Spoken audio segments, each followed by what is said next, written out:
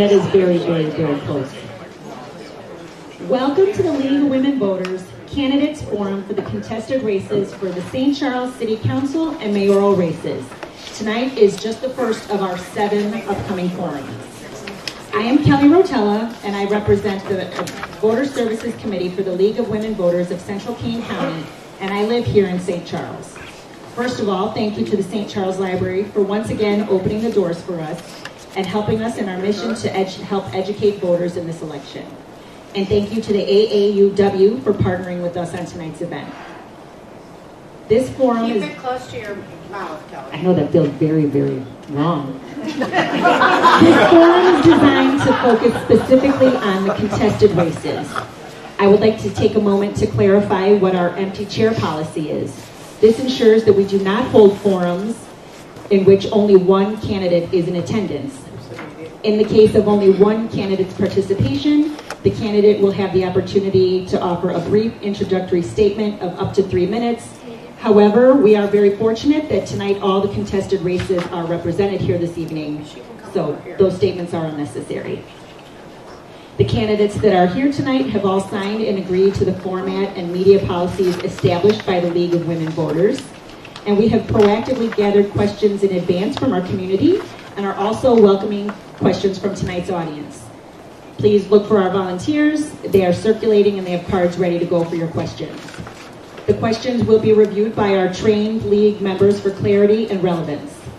While we may not be able to address every question during the time allotted, I encourage you to reach out directly to your candidates should your questions go unasked. This evening's event is being live streamed and recorded by Andrew Van Meter and Audrey Karff with our local Batavia cable access television station, BATV. The recording will be shared on the websites of the League of Women Voters of Central Kane County, BATV, and the Illinois Voter Guide. Our moderator for tonight's forum is Barb Wymans from the League of Women Voters of Wheaton. I think it's time to get started. Thank you, candidate or moderator Wymans.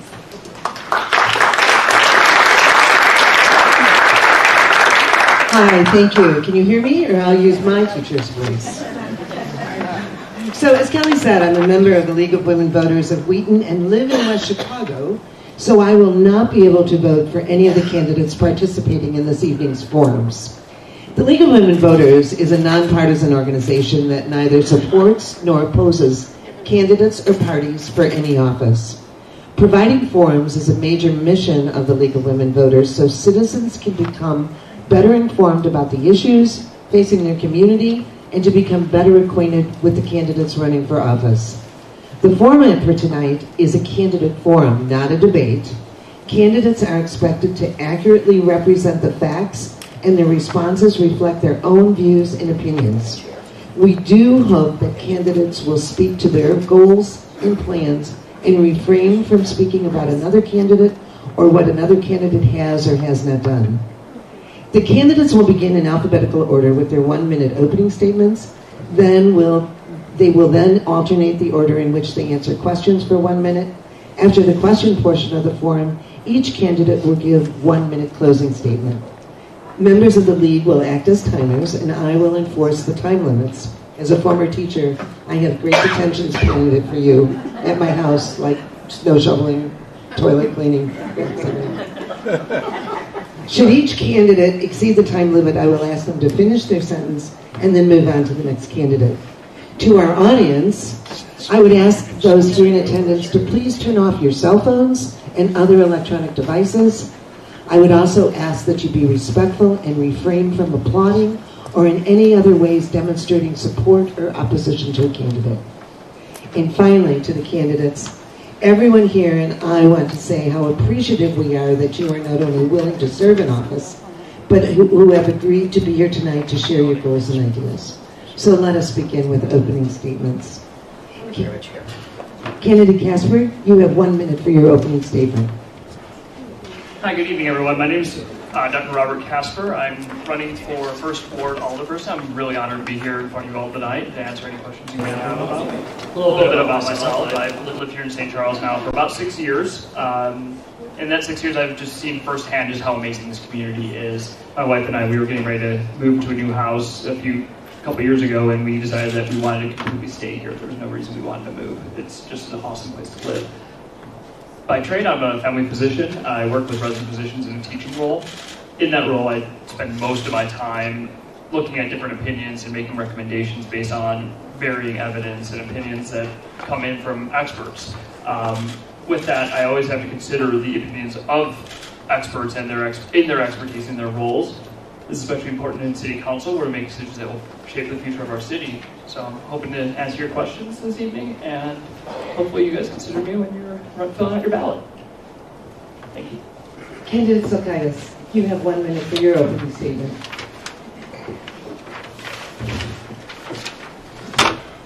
Okay. Good evening, everyone. My name is Ron Sokaitis, and I'm running for re-election as First Ward Alderperson. I want to thank the League of Women Voters and the St. Charles Library for hosting this forum. I want to thank the residents here tonight for being here. I am a lifelong third-generation resident of St. Charles. My wife and I raised our 4 daughters here, and I'm proud to call St. Charles my home. I'm running for re-election to continue to make St. Charles a welcoming, vibrant, and beautiful city to live in, and to maintain our excellent city services. My goals are to make thoughtful and responsible use of the old police station site, to get the Charlestown Mall site redeveloped, and to see continued progress on the redevelopment of the former Pheasant Run property. One of the most immediate concerns for the City Council is the option to renew the contract with the IMEA, which currently supplies our electricity for St. Charles. This is an important issue concerning how the city will address our future energy needs and available energy forces. Thank you. Candidate Binder, your 1 minute. Well, have to share. Can you hear me? Okay, good. Well, as everybody has said, and I think everybody's going to say is, good evening. Thank you, everybody, for being here. My name is Ryan Bongard. I'm the 2nd Ward Alderman. I'm the chairman of the Government Services Committee, liaison to the Business Alliance. A little bit about myself. I've been here since 2009. My wife and I love St. Charles. Was the only place that we could agree upon when we were looking for a home. We have 4 growing sons, East, Redling, Munhall. I am the Chief Executive Officer for 1221. I have a master's degree from the University of Notre Dame. I am the president of the Kane County Baseball Association. I volunteer with Tri-City Chargers football, St. Charles Knights, and I'm extremely excited to be here. Our city is in a great place, but not short of obstacles and opportunities moving forward. I'm looking forward to gaining people's support in the 2nd Ward because there's still more work to be done. Thank you. Candidate Churchill, also candidate for the 2nd Ward. Hi, my name is Angela Churchill, and I'm running for 2nd Ward Alderperson. My family and I have lived in St. Charles for roughly 25 years, with our children attending K through 12th grade. I'm a vice president of our HOA for roughly 10 plus years and a commissioner with the St. Charles Natural Resources Commission since 2019, as well as having the privilege of serving as co-chair on numerous occasions in the chairperson's absence. Additionally, I contribute to an NRC ad hoc team and an advisory role for the Dam Task Force. I'm a senior executive administrator with extensive experience working with C-suite executives, attorneys, and board of directors, which for me will translate into effectively managing the complexities of city government. I am running to effectively represent the interests of 2nd Ward, as numerous residents have encouraged me to run because they know I will get things done and are looking for change. I am deeply committed to promoting accountability and transparency within city government while also advocating for fiscal responsibility across all areas with efficient and smart spending. Thank you. Thank you. Candidate Lencioni from the 3rd Ward. I don't know if this is on. Actually, can you hear me? I'm plenty loud. So, hi, my name is Paul Lencioni. I represent the 3rd Ward. I grew up in St. Charles. I've raised children in St. Charles. I've owned, operated, and sold a business in St. Charles. I've made sacrifices for the good of this community. This is my home, and I am so proud of St. Charles. You won't be heard on the recording if you don't speak into the microphone. Thank you. That's good information to have now. I'm an accountant by background. I've served on more boards, committees, and appointed and elected positions than anyone needs to hear about. I'm currently the chair of the Planning and Development Committee. I serve on the DM Task Force. I've been a big part of most of the conversations which have shaped our community for the past 25 years. Our city's in good shape and getting better. I'd like to continue that work. I'm looking for support on April 1st to represent the 3rd Ward. Thank you. Candidate Spellman for the 3rd Ward. Thank you, Lee. Can you hear me all right? I'm Vicki Spellman, a candidate for the 3rd Ward for City Council, the hotly contested 3rd Ward, my 2 opponents. I lived in St. Charles for 17 years. I have 3 children in their 20s now, 1 at home, 2 down, 1 to go. In terms of my civic experience, I currently serve on the St. Charles Liquor Commission, and I serve on my community HOA. In terms of my professional experience, I am an executive vice president at my advertising agency. I have over 30 years in communications, and I think that would be a valuable asset to the city council.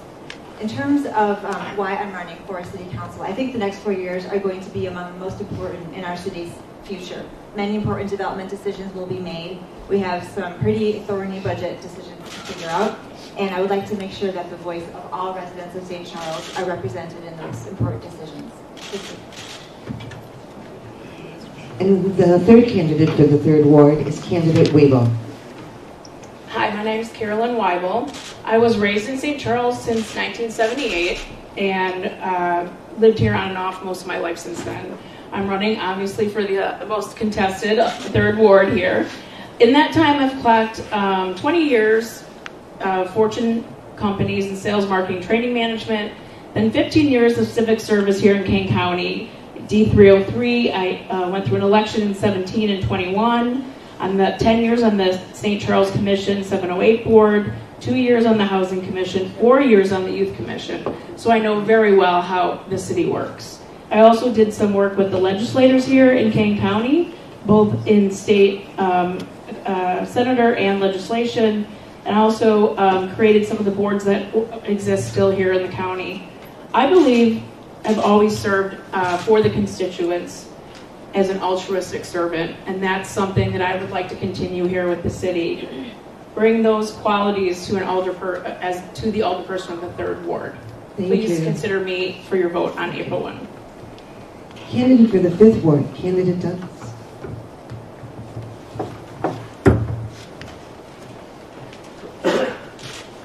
My name is Lauren Bubbles, and I'm running for alderperson in the 5th Ward.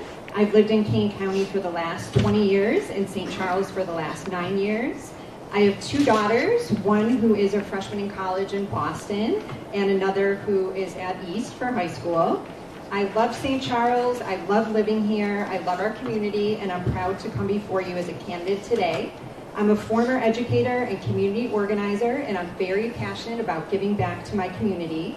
I've dedicated my life to helping others, and I'm running to meet the residents of the 5th Ward where they're at and bring local government and community opportunities to them. In my first few years as a St. Charles resident, I was teaching about an hour away. I would pick up my youngest daughter from Baker Station at Richmond and pick up dinner and then spend all night driving them to activities. So I did not have the bandwidth to get involved in local government and volunteer communities opportunities. And I'm hearing from many residents in the 5th Ward that they feel the same way. Thank you. And last but not least, candidate Weber for the 5th Ward. Thank you very much. First, I'd like to thank the League of Women's Voters of Kane County for putting this together, and obviously all of you for coming. Participation is so important for our election, so I appreciate you guys all being engaged. Me and my wife moved out here 21 years ago because we felt, and we still feel very strongly, that this is a great place to raise a family.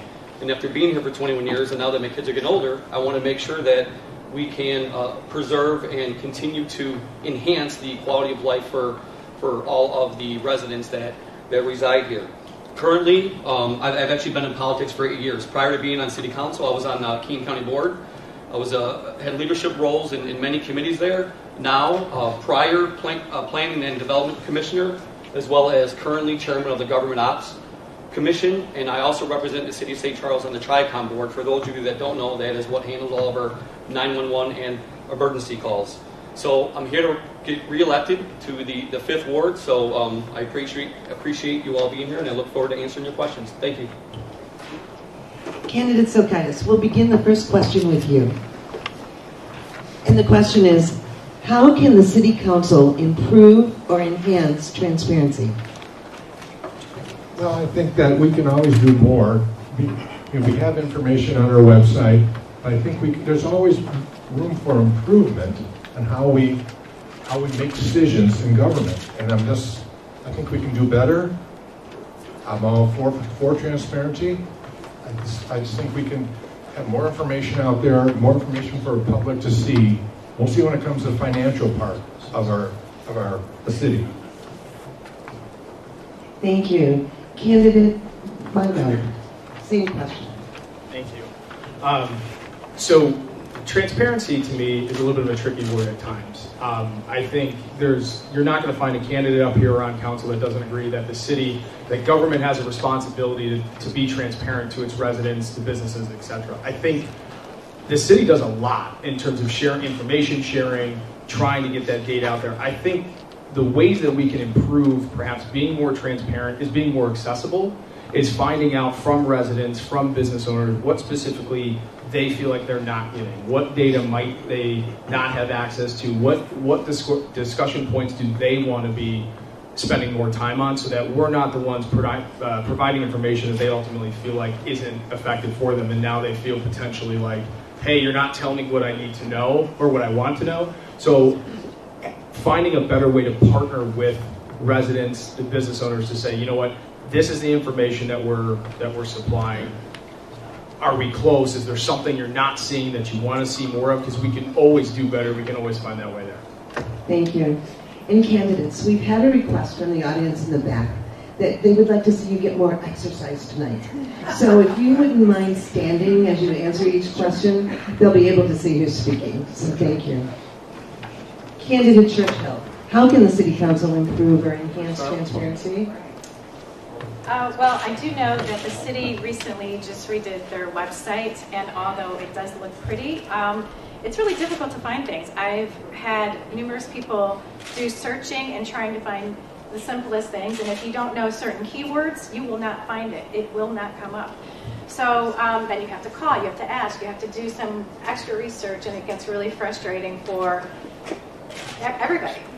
So I just don't think it's transparent, not even enough. So I'd like to see that change. And just more openness, more communication, and just talking to people on a regular basis, not every now and then. There just needs to be more of it. You cannot have enough transparency, in my opinion. Thank you. Candidate Lencioni, your response to the same question. Thank you very much. Ideas or ways to improve or enhance transparency. Well, I believe there is a lot of transparency. What we need is engagement. We need alder people. I mean, and when you talk about the city, you're really talking about people. I mean, we aldermen need to find every way that we can to get out in front of our residents. We've just started in the 3rd Ward holding quarterly town hall meetings to make sure that we're getting out in front of residents, listening. And it's incumbent upon the people who are serving to go and, form relationships, make sure that you're always open and available. So that when somebody knows they have a problem, because what happens is people are looking for transparency, they're wondering why they didn't know something, because they have a problem. But really what you need to do, they need to know who you are, they need to know that they can trust you and come to you. So it's really, it's about leadership and always being present. So, thank you. Thank you. Candidate Spellman? I certainly agree that transparency is an incredibly important value for any community, and if the question is being asked, perhaps there still is an opportunity to improve transparency, or the feeling that there is transparency in our government. In my career in advertising, I can hopefully help with communications. I agree that's an important opportunity. One thing we might consider doing is pushing out texts to the community. Right now, we can push out emails. We have an email newsletter you can sign up for, and I think those are wonderful tools. But perhaps we can also push out more communications, starting with emergencies, important weather alerts from the city, electrical outages, and so forth, and eventually expand to more information that you could opt into. We can do more with social media. I believe that we could also provide more detailed financial reporting and make that available, budget reporting, and make that available to the community. It sounds like even within the current city council, there's a request based on some recent meetings to have more detailed information from the budget office, and I would certainly be supportive of that. Thank you. Candidate Weiler. This is Carolyn Weibel speaking for those in the back.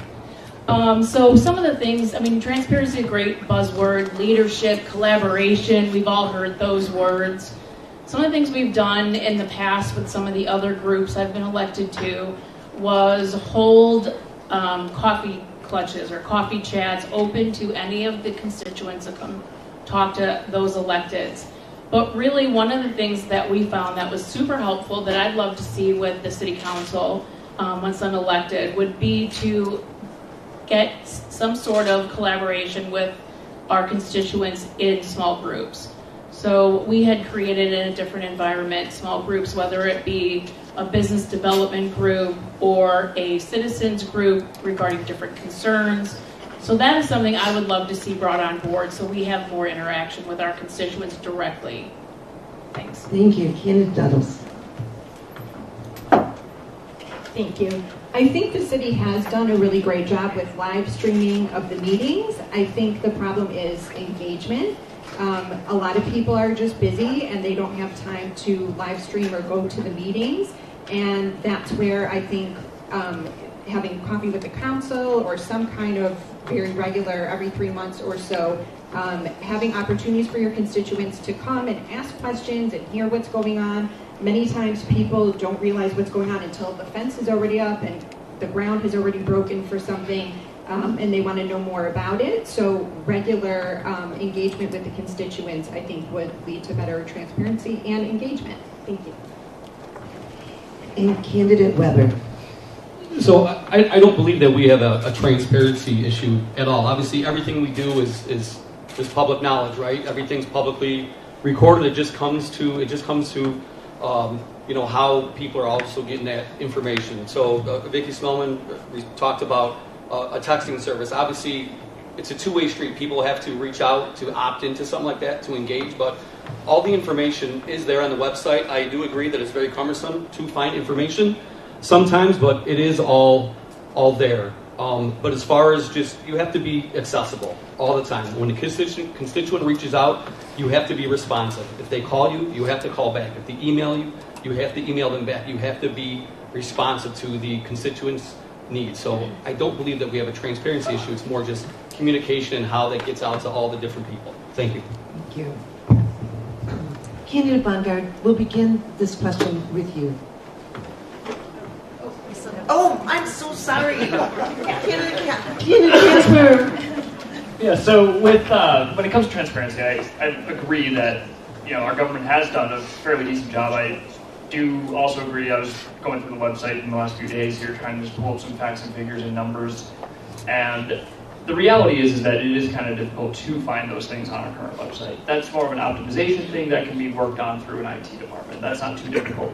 Working with our constituents is very important. I think having at least biannual, but I like the idea of quarterly, like the third word's talking about, with our constituents and really kind of hearing and seeing what you guys really want from us and want from your government. And the last thing, though, for me, I think is transparency also involves being able to understand what's being put out there, the information. So having information in multiple languages is an important thing, and also having information like financial things. I'm not an accountant. I don't necessarily know all the details on that stuff. I would like to see that in more plain language for all of you to be able to make an honest assessment. Thank you so much. I'll be over to shovel your snow since I made that mistake. Candidate Bongard, the questions will begin with you this time. Based on the information you have now, do you support or oppose the removal of the dams? Based on the information I have, I do not support taking out the dam right now. I think being on the dam task force, which I'm very supportive of, I think right now we still have a long way to go. We don't know what the impact is going to be. You don't know if you remove it, what are water levels going to look like? What is the community relies on the Fox River through our downtown in so many different ways, which I know everybody's nodding right now, so I won't go through all of them. But I think that's not to say down the line if you wanted to pursue an active river project, if you wanted to look at something that you shouldn't do it. But I think at this particular moment, if you're saying take the dam out, don't take it out, I would not take it out. I would continue to pursue getting answers to the questions because it's such an important part of what our community is. Candidate Churchill? There's probably not one person in here that does not love that dam. It's an amazing dam, and it's truly mesmerizing. The backdrop, I mean, it just sets the tone. It's great for pictures, and it's, who doesn't love the sound of it? It's just wonderful. I love it. Being as in an ad hoc advisory role for the NRC, this is the first time that I can publicly speak about it. So it's very interesting.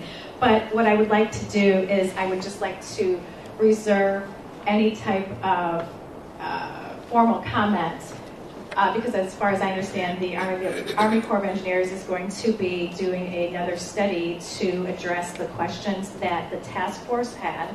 And I would like to have all of the information to make an informed decision at that time. Thank you. Candidate Lencioni, based on the information you have now, do you support or oppose the removal of the dam? Well, let me start by saying we have collected a lot of information, and we're taking on really good work, and we've learned a lot about our river, the condition that it's in, and we're doing really good work to better understand that as stewards of the river.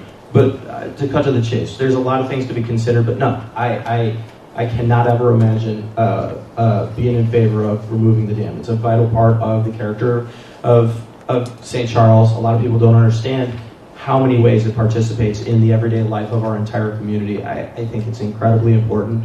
Cost of ownership is not high, as we can tell. So that's it. There's a lot of things to be considered. There are ownership questions. It can get a little complicated, but no, I cannot imagine ever being in favor of removing the dam. Candidate Spellman, same question. Perhaps this is not as controversial an issue as we all thought. I also do not support removing the dam at this time. Even the Army Corps of Engineers, which originally recommended that we remove it and asked us to do so very soon and take over, has said that they're going to do another report. And we're waiting for that study, and that is still some time to come. So it would be irresponsible to make any moves to remove the dam right now. There might be some interesting things we can do over time when the dam eventually needs to be repaired or rebuilt, where we might change the character of it. Always keeping in mind that the Army Corps of Engineers report was based entirely on wildlife, which are incredibly important and part of what makes St. Charles so wonderful, but it did not take into account the fact that there are homes and public properties in our downtown that would be affected. So they're redoing that report, I understand, to take those issues into consideration, and we'll need to rethink about it then, especially when the task force comes back with their recommendations. Thank you. Candidate Weibel? This is Candidate Weibel. So I would like to just share that the dam has been in our family for the entire time that we've been here since 1978. So my emotional connection to the dam is that my father fished in the river every day he could until he retired in 1992, and then he fished in the river every day. My dad passed away in 2009, so it is a very big emotional connection for me personally. On a professional level, I reviewed the reports regarding the dam, and the author of one of the reports from the dam actually works for an outdoor equipment company. So I'd like to see some of the reports be less biased about removing the dam. So I do not support taking out the dam, and I'd like to see more unbiased information come through. But I do think at some point, for unbiased ecological reports, we could adapt it for ecological reasons. Candidate Dallas. I also at this time do not think that I'm not in favor of removing the dam until the Army Corps of Engineers report comes out again with more information. I know that they have removed the dam in Carpentersville, and they're currently doing some rehab. So if we do need repair or restructure, we can kind of look to them to see how they've done it and have that as an example if we need to make changes to our dam in the future. Candidate Weber? I don't have a lot of original new information for you, but I do not support currently removing the dam.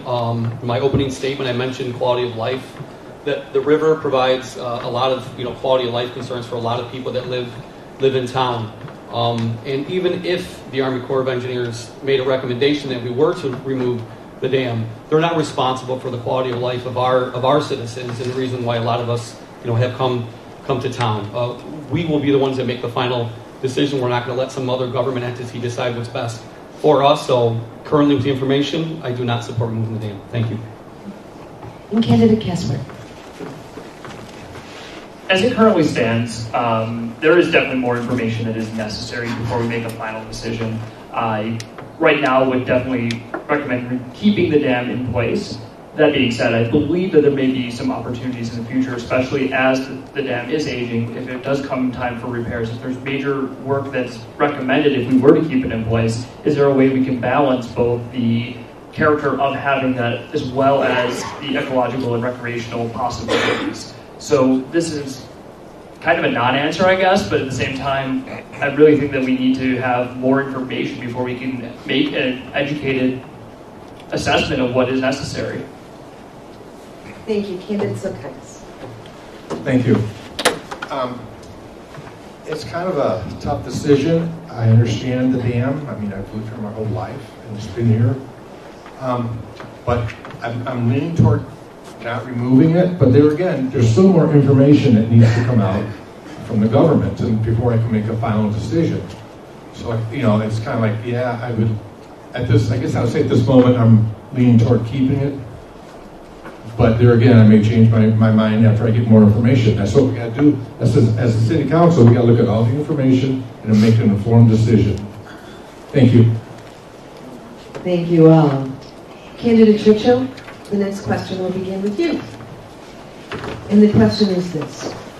How do you propose the city manage current parking issues with downtown development? Once again, I'll just repeat for everyone. How do you propose the city manage current parking issues with downtown development?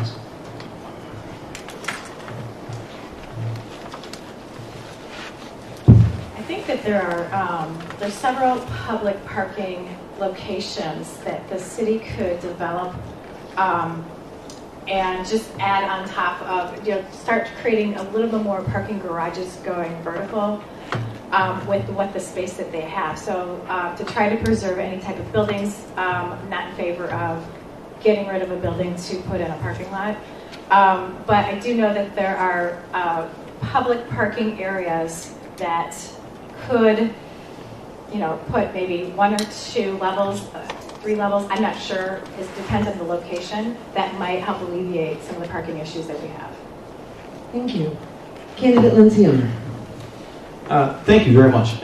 One of the most important things that we need to do to better schedule our parking is making sure that we have the right people parking in the right places. We have, almost always, we have over 100 spots on the top floor of our parking deck. We have a tremendous load of cars from employees, which is long-term parking storage, that are where we have cars that are sitting where ready retail traffic would be and short trip destination parking should exist. And those are policy decisions. We need to continue to do things like providing parking counts, letting people know how many spots are available in different parking areas, making sure that we have communication as you come into St. Charles where there is available parking, because we have available parking. It's just not obvious where it is, and we need to direct people better. We also need to change our traffic patterns and our lifestyle patterns to make sure that we're putting the right cars in the right places at the right time. Candidate Spellman. Again, as an advertising person, I would like communications to be part of the problem. When I drive around St. Charles, I do often see empty spaces and cars circling while there's some secret lots sort of tucked away here and there. And perhaps we could have more places on our website, an easier place on our website to find where you can get parking. Perhaps we can invest in some technology to provide real-time information. There's apps we can perhaps share information about to provide real-time information on where parking is. I would also love to discourage people driving if there's a way to do so. With development, which we want, comes parking and cars, but perhaps we can think about creating a trolley or encourage walking, make sure we have it very pedestrian accessible throughout all parts of our downtown and the nearby subdivisions, so that perhaps we can encourage less cars as well. Thank you. Candidate Weibel. Candidate Weibel here. I do agree with my colleagues, actually, in the 3rd Ward that we do have secret lots. And some of us that maybe have been here a while do know the secret lots. And we should be sharing them with people that are newer to the area. So they need to be identified and highlighted for everyone that is in St. Charles and comes to visit St. Charles. I think we need upward mobility in the lots as well. But I do want to highlight just for a moment some of the ADA parking needs that we have in the area. So we do have, I know we have the exact amount of ADA spots because we are in regulation, but it doesn't mean that we can't have more. I think the ADA parking is difficult to find, and some of our curbs are not necessarily in compliance with ADA. So I'd like to see City Council and the city be a little bit more, kinder to our ADA friends. So, thank you. Thank you. So, Candidate Douglas, how do you propose the city manage current parking issues with downtown development?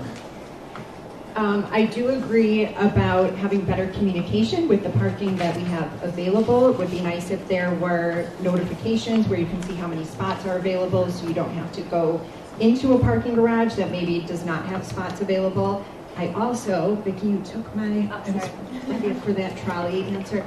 I would love to see something like a trolley where people don't have to park directly in the downtown, but they could maybe, walk, have a meeting place with their neighbors and take a trolley downtown. So I think that there's other options, but I think we do have plenty of parking in the downtown area, but the communication of the parking that we have available could be improved.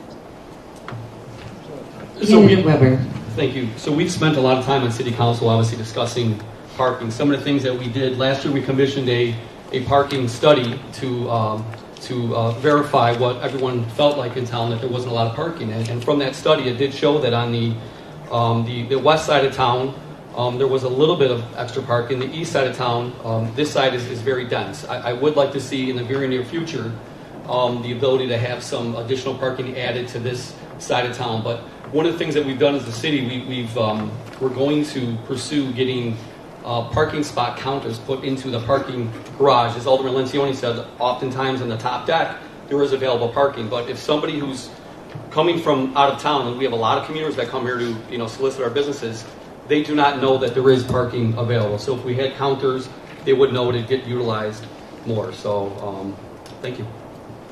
Candidate Casper. So I do agree with the parking counters. That was one of the first things that came to mind in terms of that. And just having good available signs along 64 to help guide people to where lots are in a much more robust way, so people are aware of areas where, one, they can park, and two, how many spaces might be available. But also, one of my major platforms is actually regarding pedestrian access and improving pedestrian access throughout the city. I believe that a vibrant town isn't just a drivable town. It's a town where you can walk to the stores in the downtown area. It's a town where you can ride a bike. It's a town where you can go out and ride a bike with your kids. It's a place where we can get to where we need to go, but also have the availability for people to be getting there however they need to, if it be it driving or walking or bike or whatever. Candidate Zokaitis.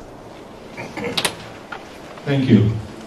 Okay, parking. During the week, yeah, it's easy to find a spot. On the weekend, on a nice 70-degree day, at least on the east side, by the parking deck, there's parking lacking in St. Charles. I've been there, I've done that, and I've had to find park blocks away, which is fine, which is good. I guess in one sense, a lot of people are here, but we need to figure out where to put them. See, we've had the parking study done. They made some recommendations. The counters, I think, are a great idea, like they have at O'Hare Airport. So there are definitely ways we can find and identify any available parking, but on the weekends there is a parking problem. Thank you. Thank you. Candidate Bondurant. Wow, going last is really hard. I'm dying over here. I'll try and I'll briefly go. We have a education awareness signage problem, right? So many people over here said the same thing. And Friday night it's really hard to find parking, but there is parking available. So what we have to go and focus in on is what I would call vision of what you want your downtown to be, because that's going to tie into what type of parking demands do you have. If you were trying to draw people into your downtown space because you have restaurants, bars, retail, well, then you're going to need the parking to match that. If you want, smaller versions of that, or you're currently happy, well, then you're going to have to find the parking. I am not supportive of the city investing.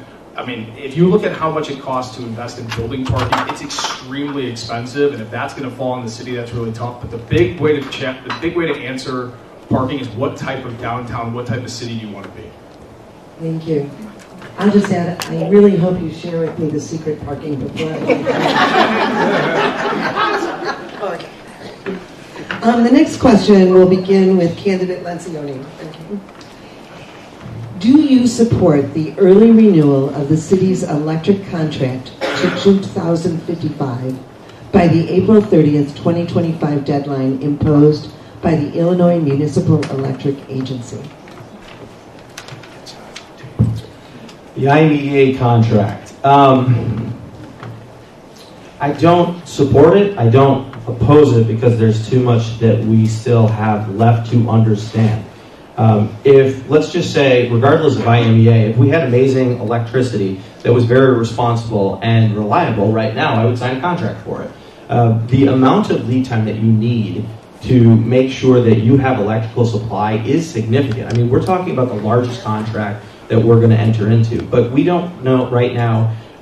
We're not fully using our ability to negotiate with IMEA. We don't have pro formas on what other options are in front of us or any real engagement. So I will not support signing a contract until we have full information. We can come to a full understanding. So regardless of the dates and times that is hit, I'm not date bound or time bound. I'm not afraid of those things, but we do not have the information in a way that we can make that decision right now. And there are more options out there that need to be considered. That's where I stand on that. Candidate Spellman, your response. I do not support renewing the IMEA contract 10 years early for an extra 20 years without clear benefit to us, which they have not provided. They have not provided clear assurances as to what that would give us. Right now, they are, I believe, 80% dependent on one coal plant that is the top coal-producing polluter in the state of Illinois, and I believe in the top 10% in the United States. We in St. Charles are so lucky to benefit from a wonderful natural environment, and I just don't think that's right for where we should be getting all of our power if we have choices. I would very much support hiring an energy expert to come in and consult with the City Council to help advise us as to what some options are, and to either find ways to influence IMEA to find alternate sources faster for us, or ideally find completely different, more sustainable sources for St. Charles. Thank you. Candidate Weibel. This is Candidate Weibel. I will say that you took a couple of my good points, but I still have plenty on this topic. So I do you not. Have 1 minute. I do not support renewing this at this time. In dealing with the other boards I was on, you absolutely need to get competitive bids. So there's no reason why we should not be spending years with RFPs, going through other agencies and then bringing it into a consultant and reviewing it all. Also, with the new administration coming in, we have new regulations and reforms with this new administration that we have to think about and be cognizant of and be aware of. And also, IMEA is a 501c3, which means that no one is auditing their books, meaning no one is looking at their financials. So we have no idea why they're pursuing an increase in their request. So we really have to look at other options or investigate their option at the very least for a long time. Thank you. Yeah, I could have gone on longer, trust me. Candidate Dulles. I also agree I would not be in support of renewing that contract right now. And the League of Women Voters did an amazing forum a couple weeks ago where we heard from different people in the energy industry. And there are other options out there that I think we need to explore and really see what's best for St. Charles at this time before we sign the contracts. Candidate Weber, your thoughts? So we've been discussing this for months now on City Council, and we've all collectively on the council have all said let's continue to get more information. If I were to tell you right now, if I were to vote in support of it based on information that we've received over the past couple of months, I would not be in support of renewing it right now, but I do know that at the end of the day, we have to provide reliable, affordable electricity to our constituents. But I still want to gather more information, and I feel like there's a lot of strength if we work with the other communities that are members of the IMEA.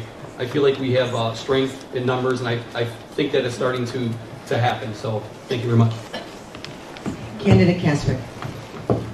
As things stand currently, I would oppose the signing of this contract early like this. Primarily, I look at it in the sign of, why are they approaching us 10 years early? It seems just a little bit odd to me. If somebody came to me with a similar offer for some other product, I'd be a little bit nervous about why you're trying to sell me on something this quickly and this early.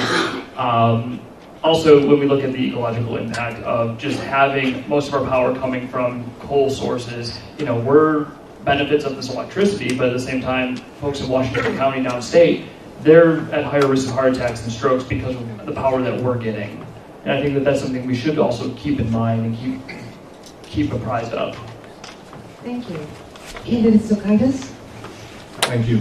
At this time, I am opposed to extending the contract because we don't have enough information yet.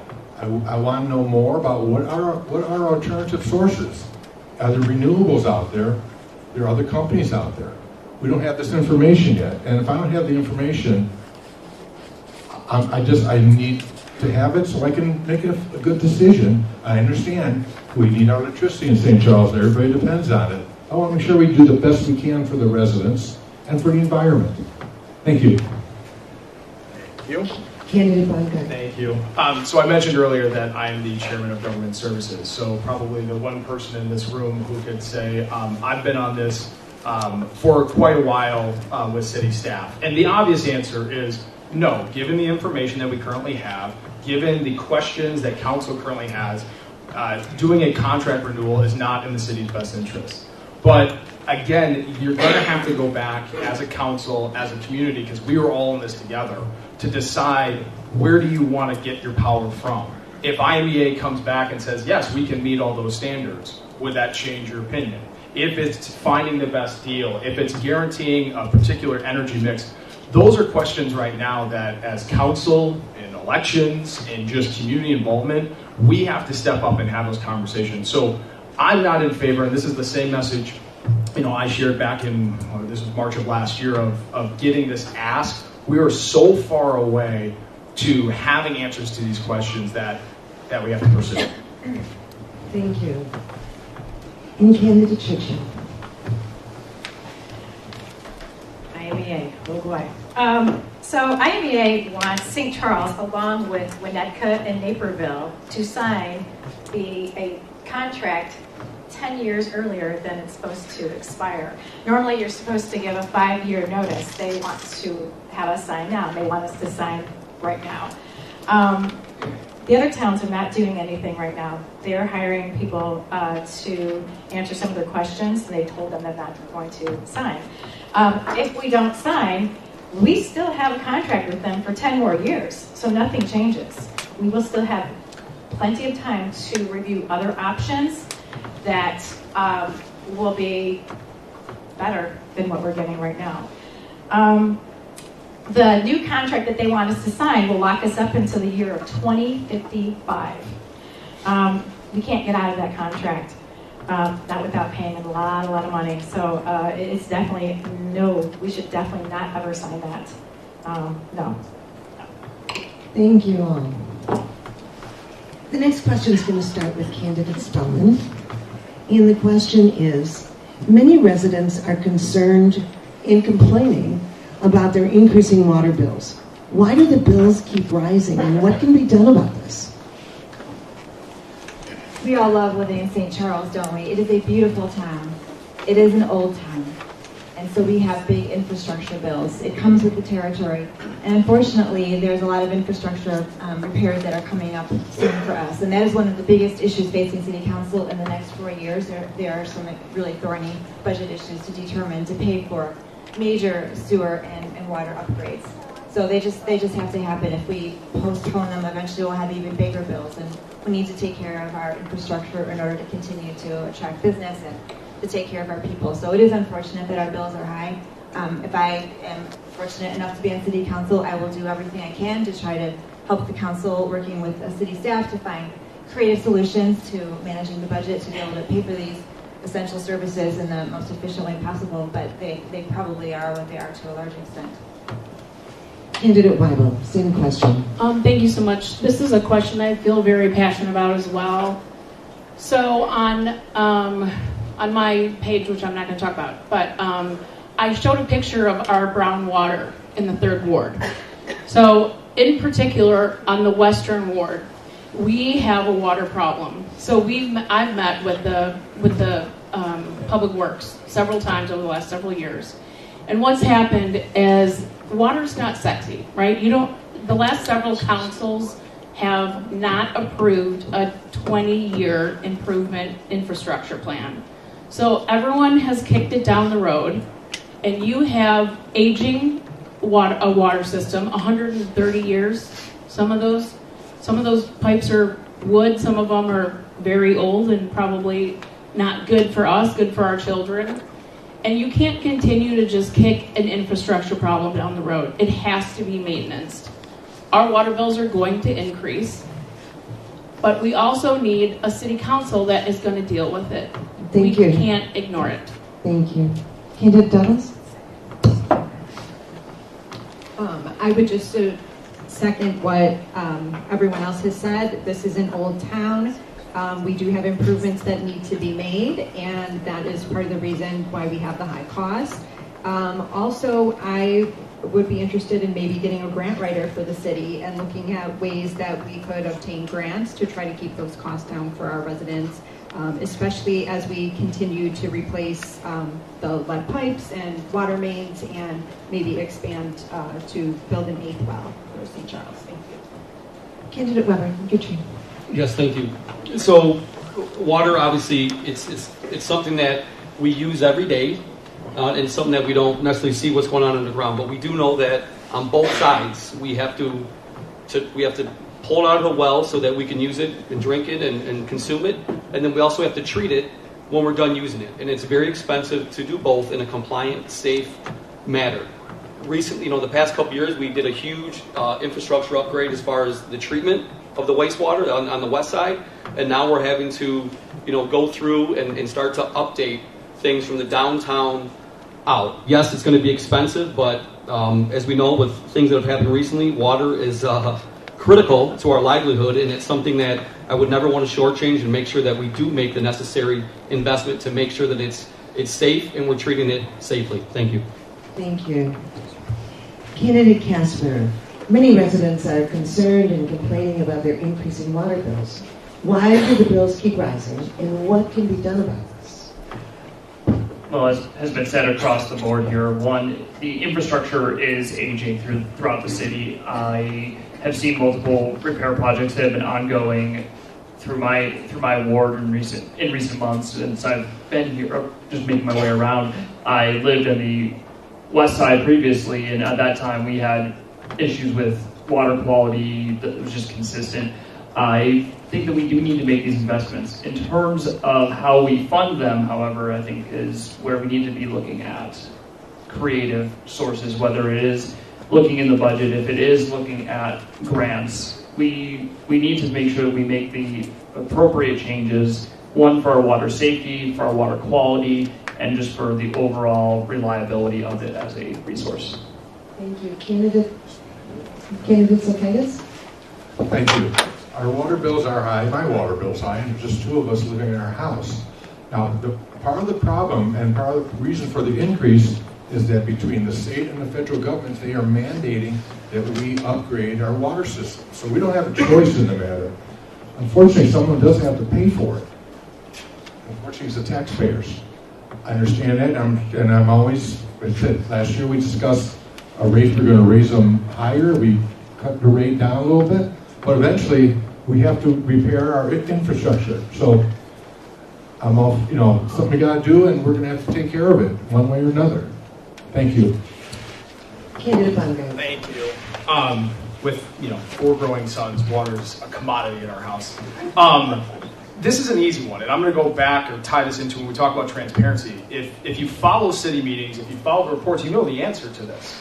It's hard to pass incremental spending, budget increases for water, for utilities, because it is expensive. The challenge that you're running into is prioritizing this for something else. That's what it is my costs keep going up. Yeah, because we're not addressing the utility the way that we need. It keeps getting more costly. Having a challenge of funding it the way they want to. So it's going to boil down to city council, city staff saying, all right, is this the year that we're going to really get serious about this, put it at a level to fund it so we fix it once and for all, or are we going to keep moving down the line? That's the reality. So how do we fix it? It's the next city council getting serious to say, this is the priority, similar to what we did with our roads across town. Thank you. Candidate Churchill. The first part of your question is, I don't know. I'm just like you. I have no idea why our water bill keeps increasing, because as far as I know, the infrastructure hasn't changed. And it has to change. Unfortunately, that will come to the expense of taxpayers. I have a lot of issues with my appliances where I'm constantly having to change them, buy new, get them fixed because of the hard water issue. I would like to see it change. I have no idea what that's going to cost. So what I would like to see is for that to be explored, to be 100% transparent with every single person in this room and into the city of St. Charles, so that we know what we are going to get into to have to fix this problem, because it's a problem for a lot of people. Candidate Lencioni. Wow. Okay, so this is actually a tough issue. I'm going to take this a couple different ways. I don't know about transparency, but this is going to take vision. Our water bills keep going up because we're an old city. But how did we get here is one great question. So the last city council has really taken on our finances. Before this, we were incurring more debt. We weren't running within our budgets. We weren't showing transparency. Since I've gotten on city council, I've been pushing to get at least quarterly finance meetings so we can talk about the finances. Because one thing that I don't want to do is tax the current residents for things that we should have been paying for 40 years. And I don't want to fix everything that's going to then provide benefit for the next 40 years. We all have to pay our share, and it's going to take vision to figure out how to incrementally improve our city. But with that, some of the best ways to improve it are continue to invest in our city till we're attracting people who are reinvesting in our city. Make sure that we are a lively city. 25 years ago, our downtown was nearly dead. People weren't reinvesting in their properties. But right now, I mean, we've all seen what's happened to our property values. St. Charles is in a great place. We have to have the vision to keep going in that direction with vision, step by step. Thank you. Our next question is going to be starting with Candidate Weibel. And it's kind of a two-part question, so I'll read it twice. Given potential federal budget cuts and legislative action by the Illinois General Assembly, how do you see city government responding to cuts that may impact our community? So, given potential federal budget cuts and legislative action by the Illinois General Assembly, how do you see city government responding to cuts that may impact our community?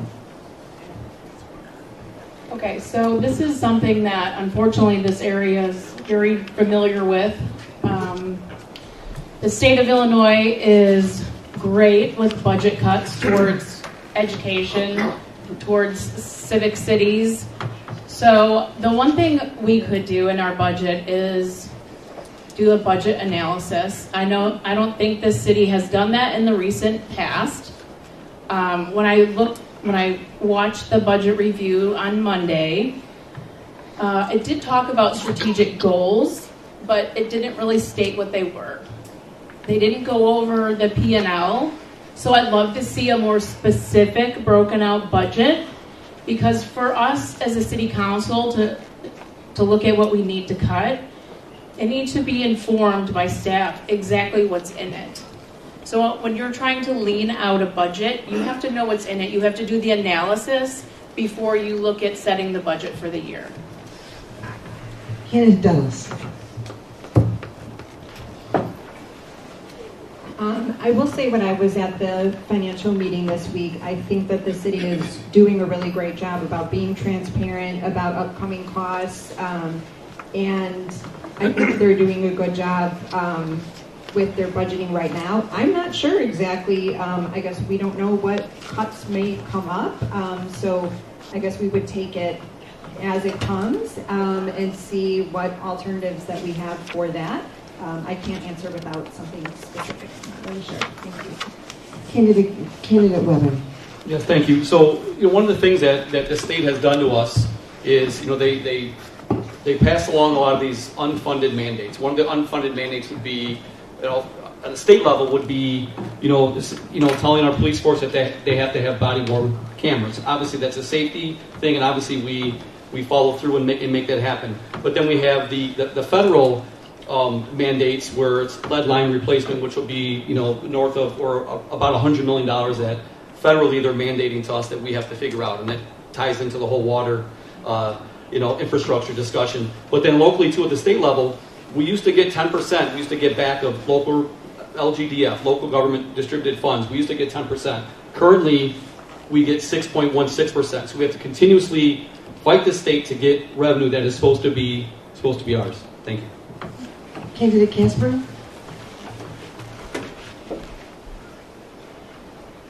Having attended the budget meeting on Monday, I was struck by the balance of where our funding as a city comes from. I think that there is a large amount of our budget that is dependent on these outside sources. So when you do see a cut coming from either a federal or a state level, that could be a major detriment to our community.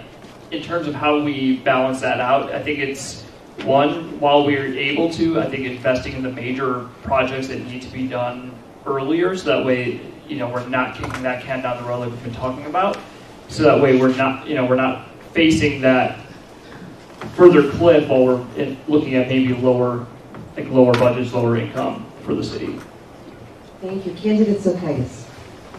Thank you. Well, when the state or federal cuts funds, if we want to maintain services, the money has to come from somewhere, unfortunately. Now, that doesn't mean we can't make adjustments to our budget, which we have done before. And I'm sure we can always do better. I believe in going through our budget real close to see what we can do that is essential for the run of the city of St. Charles and doesn't affect the residents' life. Thank you. Candidate Bonner. Thank you. So this is an easy one. Washington and Springfield are absolutely easy targets when it comes to budgeting, when it comes to finances and being forced. But I'm going to tell you right now, the simplest way to answer this, the simplest way to tackle budgets is fiscal accountability for your city council people. We ultimately control the spending at the recommendation of staff. So be careful if you have city council members who are greenlighting spending but not greenlighting funding. And if you're going to tell somebody you can spend something, but you're not going to tell them how to pay for it, that's how you run into budget problems. That's how you get into situations where you have 30, 40, 50-year road replacements because you don't have the money, but you're telling them, yeah, we should fix our roads. The way you solve this is if you tell city staff that they can go do something, tell them how you're going to pay for it. And then just balance your budget. Hey, we don't have enough money, we can't get to that project this year. That's a problem. It's not Washington, it's not Springfield. It starts with city council. Thank you. Candidate Churchill, your response?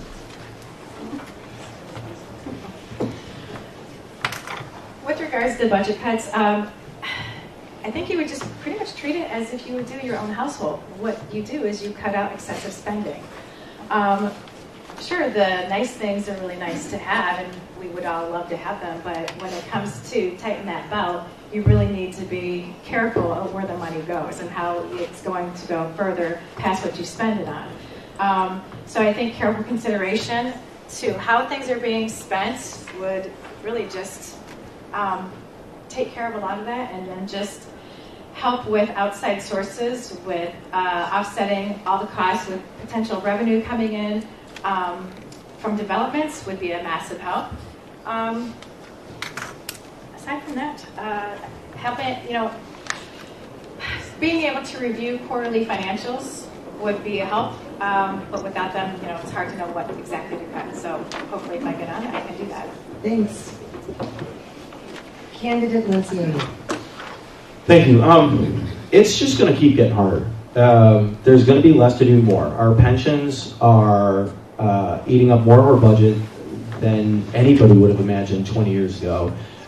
We've done a good job at controlling costs recently, and we've even been repaying debt because our debt capital structures have been out of whack. But it's just going to keep getting harder. There's going to be less funding. We kind of have to come together, and it has to do with, we're going to have to make some hard cuts. We're going to have to realize, this is an absolutely great town, and we don't know how often we get everything we're looking for and everything that we've asked for, and we have to, one, be responsible at where we're levying our taxes, and inflation's real. There's going to be increases, but with that, we also have to look at cutting and just take a hard look at how do we tighten our belt. We've done a good job, but we can do better.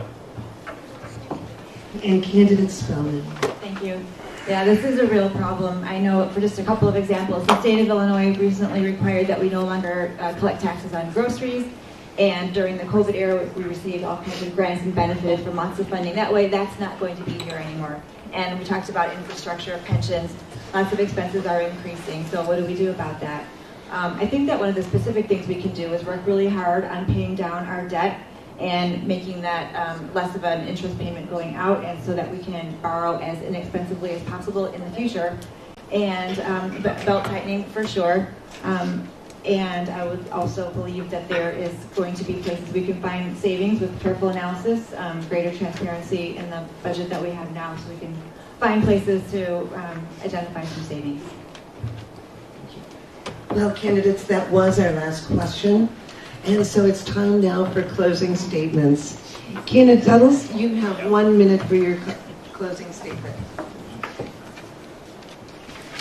Thank you so much again for having us. I'm going to ask each of the candidates to make sure they stand and say what ward you are running in. Yes, I'm Lauren Duddles. I'm running for City Council Ward 5. Thank you again for everyone who attended today, and for League of Women Voters for having us. I am running because I'm very passionate about St. Charles and trying to get people involved and engaged in local government. The more I talk to people, I've run into people that don't know what ward they live in, they don't know who their alder people are, and they don't know what's going on in St. Charles a lot of times until it's already happening. And so I would like to engage with the voters and the residents of Ward 5, have regular coffee with the council and things like that, to listen to them, hear what their concerns are, and explain what is going on in the city. Thank you so much. In candidate Weber, another candidate from Ward 5. Yeah, so Steve Weber, I'm here seeking re-election to be 5th Ward Alderperson. I love this community. There's nothing I don't like about it.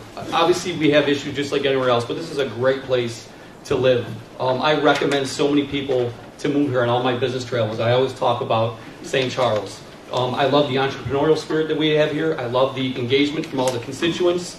This is a very active community. I talk to a lot of other communities in my day-to-day business, and I'll tell you that St. Charles is very unique as far as how much people care in this city. So with that being said, I would ask for 4 more years of support.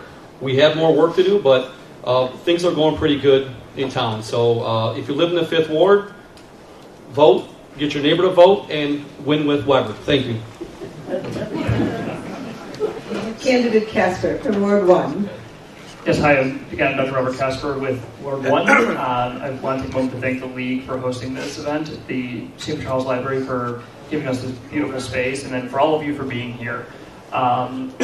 Really, this has been an important discussion, I think, about the future of our community. It's been a privilege for me to have the opportunity to share my vision for St. Charles and to hear from what your concerns are. Again, as a family medicine physician, I'm an educator. I know the value of listening, collaborating, making thoughtful decisions. If elected to council, I will continue that same approach. I want to make sure that this is a town where families are able to thrive and businesses are able to succeed. I believe in a city government that is transparent, responsive, focused on practical solutions. I'm committed to making informed decisions that reflect the needs and priorities of our community. I hope that I've earned your confidence this evening, and please remember to vote Voting starts March 7th and election day is April 1st. Excuse me. Another candidate for Ward 1, candidate Silkaitis. Thank you. My name is Ron Silkaitis, and I'm running for re-election to the First Ward of St. Charles. Again, thank you to the League of Women Voters and the St. Charles Library for hosting this event. During my time on the City Council, I've always had the city's best interests in mind. I vote according to my conscience, and I'm not afraid to vote no on any agenda item, even if I'm the only no vote. I'm a firm believer in ethics and fiscal transparency in government operations. What I bring to the table is integrity, passion, and experience. Integrity, to always work with the best interests of our residents and our city. I value residents' input. I have a strong passion for the well-being and the future of St. Charles. My years of experience in the City Council have given me the ability to make informed decisions, propose viable solutions, and to learn what works best for our community. If re-elected, I will continue to serve our residents in a respectful and responsible way. Thank you for your support, and I ask for your vote on April 1st. And as someone else said, early voting starts March 7th. Thank you very much. From Ward 2, we have candidate Bongard. It's good that everybody reminds everybody at the same time. Again, thank you so much to the League, and everybody coming out tonight. St. Charles is a great city with a great deal to be thankful for. Just look at the potential candidates you have to choose from. That's important because council is a team. Yes, we're individual representatives, but collectively we are one body. We need individuals who bring people together, who know how to talk to everybody in the room, and I believe my record shows that I'm that type of person. If you look at the last 4 years, there's no question the arrow is pointing up for St. Charles. We've reduced our debt obligation, record high industrial and downtown occupancy, exciting new investment across town. Our east side's never looked as good in the 15 years I've lived here. We absolutely have big questions ahead of us. We need people who have demonstrated the ability to get things done, who know how to work as a team. That's why I'm running for another term. I look forward to having your support. And the second candidate from Ward 2, candidate Churchill. I want to thank the League of Women Voters for having this forum and thanking everyone who came out to listen. There's a lot of collaboration waiting to happen for progress to move forward. Please visit my website, churchillstc.com, for much more information. If you have any questions, please reach out and let me know and let me be your voice. Thank you for all your time. I look forward to working with everyone and will appreciate your vote to allow me to do so. Again, my name is Angela Churchill, and somebody please add me to your email list texting for the secret parking places. From Ward 3, who has the secret to the parking places? First of all, I want to apologize. Lencioni. I want to apologize to Angela because I think I've nearly every time forgotten to give her the microphone back.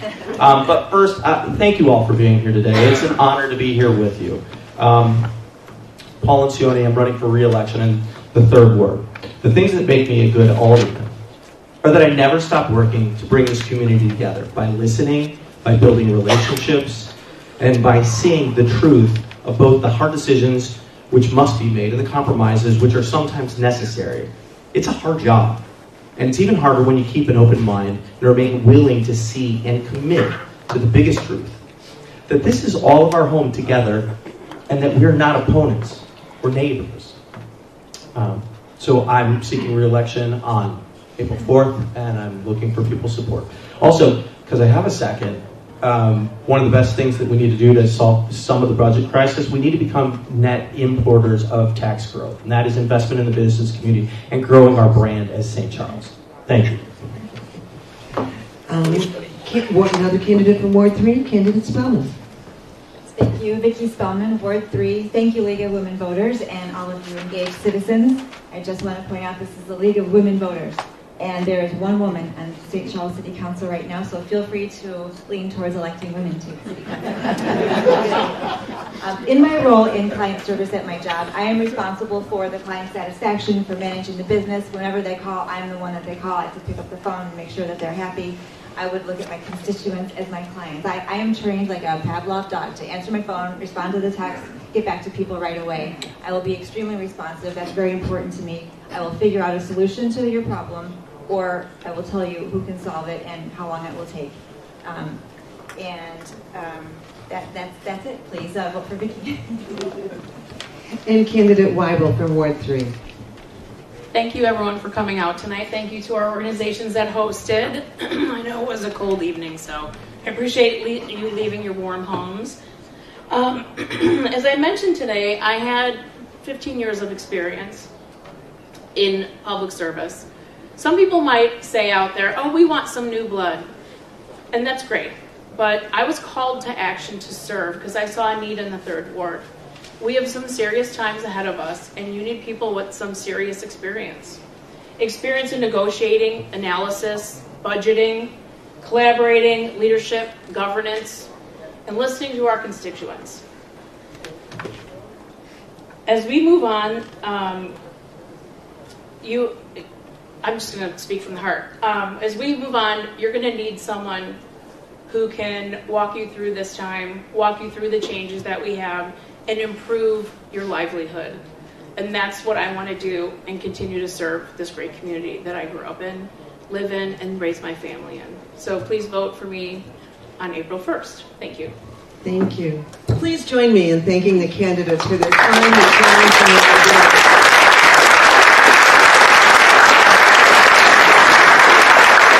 There is going to be a short pause while we set up for the mayoral forum.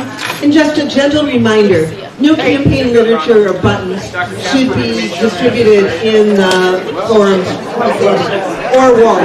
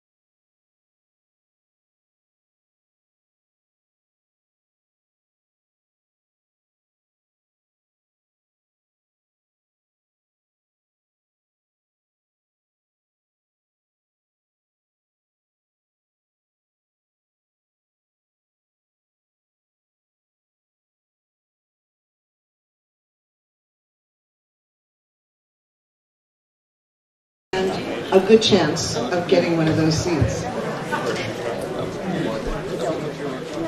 As I was introduced before, my name is Barb Lymans, and I'm from the Wheaton League of Women Voters. And I live in West Chicago, so I will not be able to vote for any of the candidates tonight.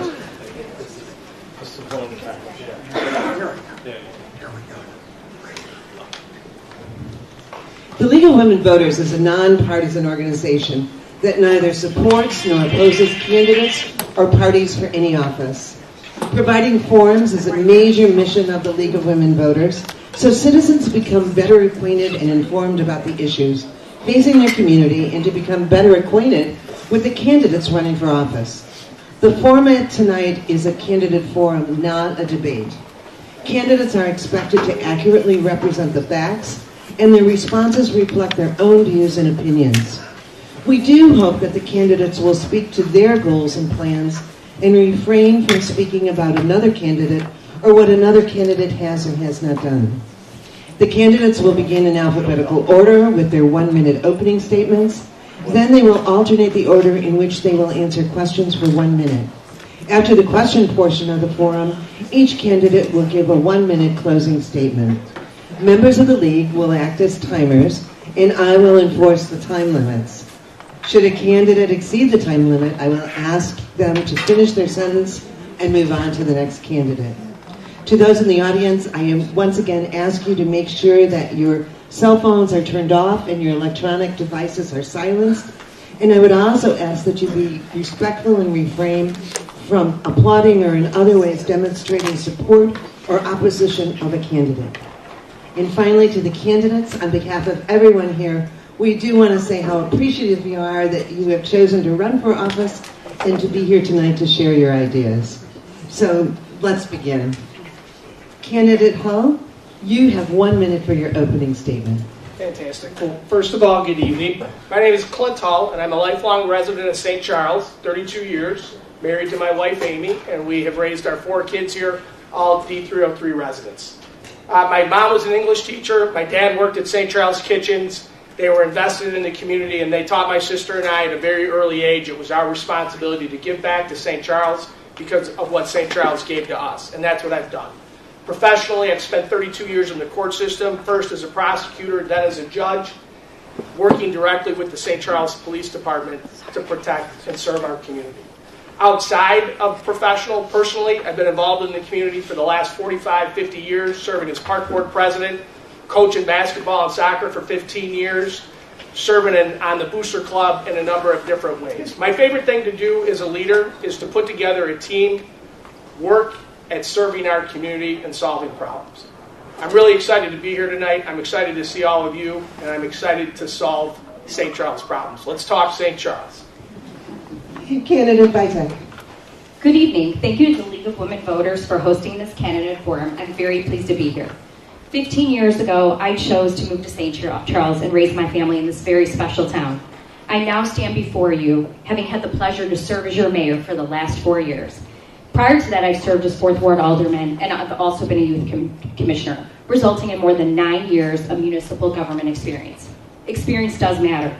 We are on a roll since my administration took office, and I'm so proud of the many accomplishments we've achieved. From securing Whole Foods to downtown, starting the revitalization of the Eastern Corridor, reducing our general debt by 19%, which means the city is in a better financial position than it was before I took office. During my term, I've advocated for community engagement because responsive government is effective government. I specifically directed staff to develop task force, such as the Dam Task Force, the city's first pedestrian bike plan. I'm looking forward to this evening, and I hope you all leave here with a better understanding of my experience, my energy, and the excitement I bring to the role of Mayor of St. Charles. Thank you. Thank you. Candidate Hull, you might as well remain standing because the first question is for you. Okay. How do you define leadership? What role do you see the mayor play as a leader? Okay. Well, first of all, leadership starts with authenticity. Mic closer. Oh, You have to hold the mic closer. Right so in it's the not- mouth. All right. Leadership starts with authenticity. People have to believe in you, they have to trust you, and they have to know that you have their best interests at heart. And it stops, or doesn't stop there, but it starts there. As a leader, you have to be a consensus builder. You have to bring people together to work on behalf of a team. You have to be willing to communicate and listen and accept and consider other people's points of view. And ultimately, when you make final decisions and you're making decisions on behalf of the community, as a leader, you have to make sure that you always have the best interests of the citizens of St. Charles in your heart. And so, lots of different things go into that, but at the end of the day, it starts with authenticity and making sure that people understand that you are serving them for the right reason. Thank you very much. Candidate Hall? Vitek? Vitek. Yes, I'm Laura Vitek. I'm from West Chicago. I'll give you that. Being a leader is exactly what I've been doing in my role as mayor. As a leader for the city, you have to set vision. You have to be confident. You have to be proactive and be comfortable in that vision setting and set a direction. I, most of the time, will never vote. So I do need to talk with my council members, and that's what I've been doing for the last 4 years.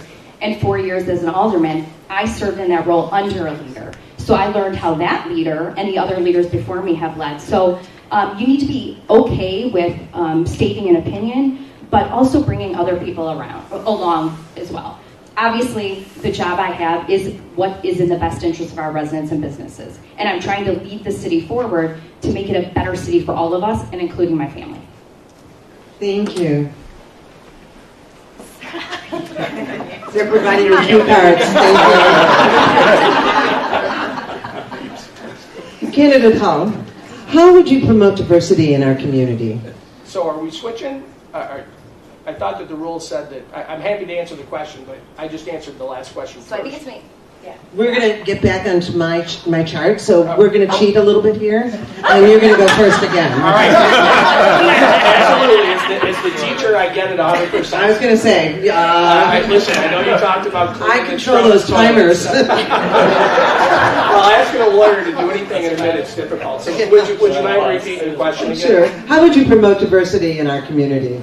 Well, so first of all, as the chief judge, it was my responsibility to always be promoting diversity in the court system. And as the mayor, I would do the exact same thing.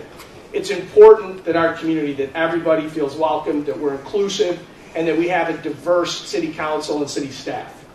The way that we do that is first of all, being aware and knowing where we're at and seeing where we have gaps. The Equity and Inclusion Commission that was commissioned by the City Council in 2023 is a fantastic place to start. That's what they're helping us do. But when I go back to my experience as chief judge, what we always did was we had to look, we had to see where there were gaps, we had to figure out how to take action to fill those gaps, and that's exactly what I would do if I was elected your mayor. Thank you. Thank you. Candidate Vitek. Yes, I'm glad Clint brought up the Equity Inclusion Commission. That had started under my administration and was something I had great passion for. We're all diverse in this room, every one of us. But equity is a room of equity is not necessarily always the case. So for the Equity Inclusion Commission, it was important that all people in our community feel equal, feel involved, feel included in their community, and that was something that I have a lot of passion for. Through that commission, we've done a lot with ADA accessibility, and if anyone was at City Council meeting on Monday, you heard one of our commissioners, Trudy Nickel, talk about how the buildings lack ADA accessibility.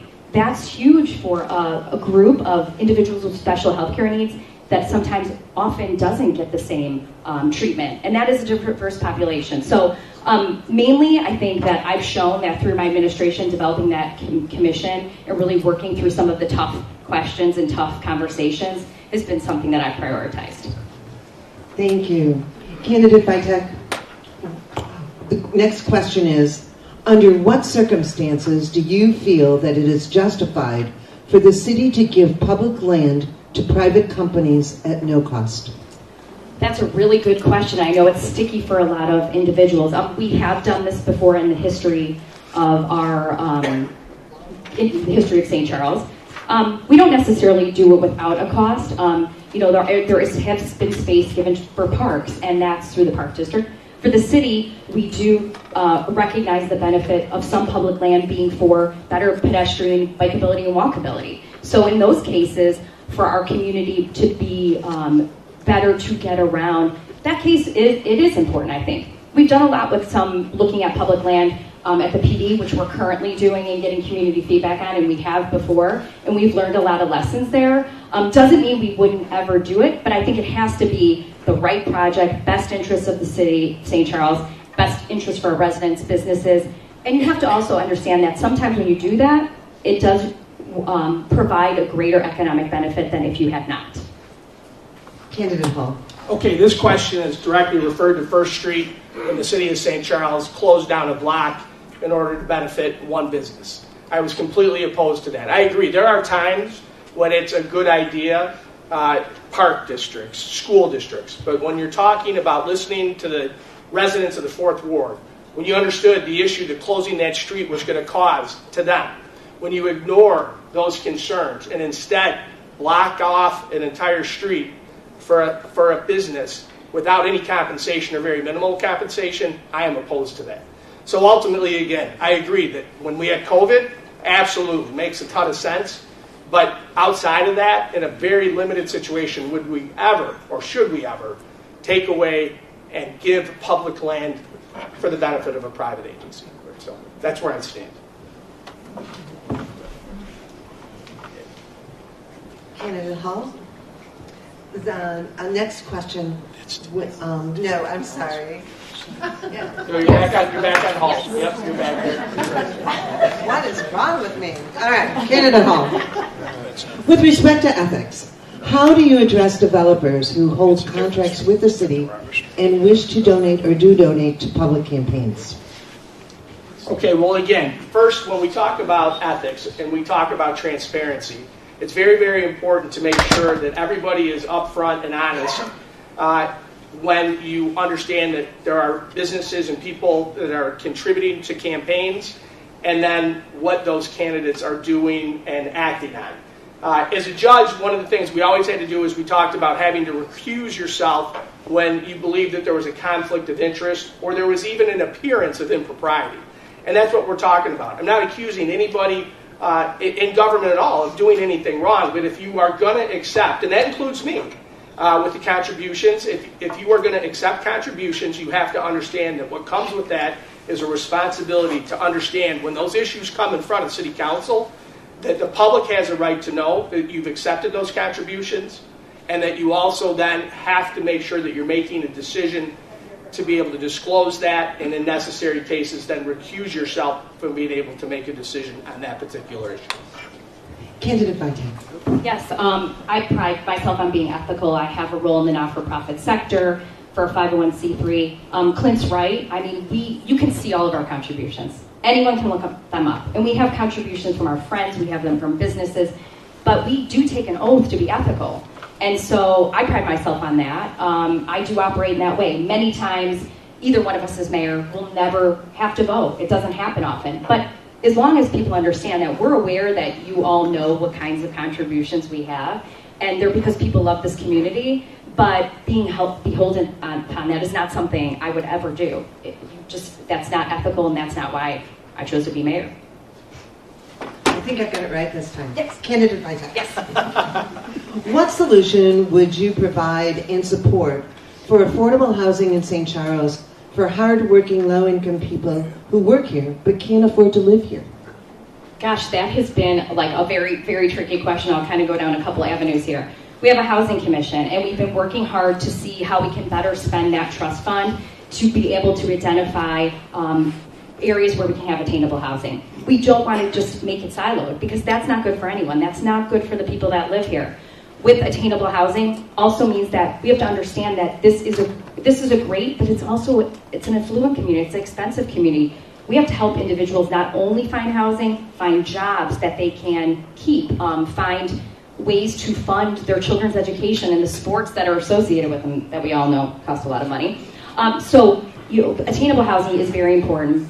That is one of the reasons why also we have the industrial park we do, because that brings jobs. But now several council members, I'm looking at one of them, we talk about this all the time, is how do we keep these people that are working in St. Charles, living in St. Charles too. So I think it's a much bigger question, but this city council and my administration have been working hard toward that answer.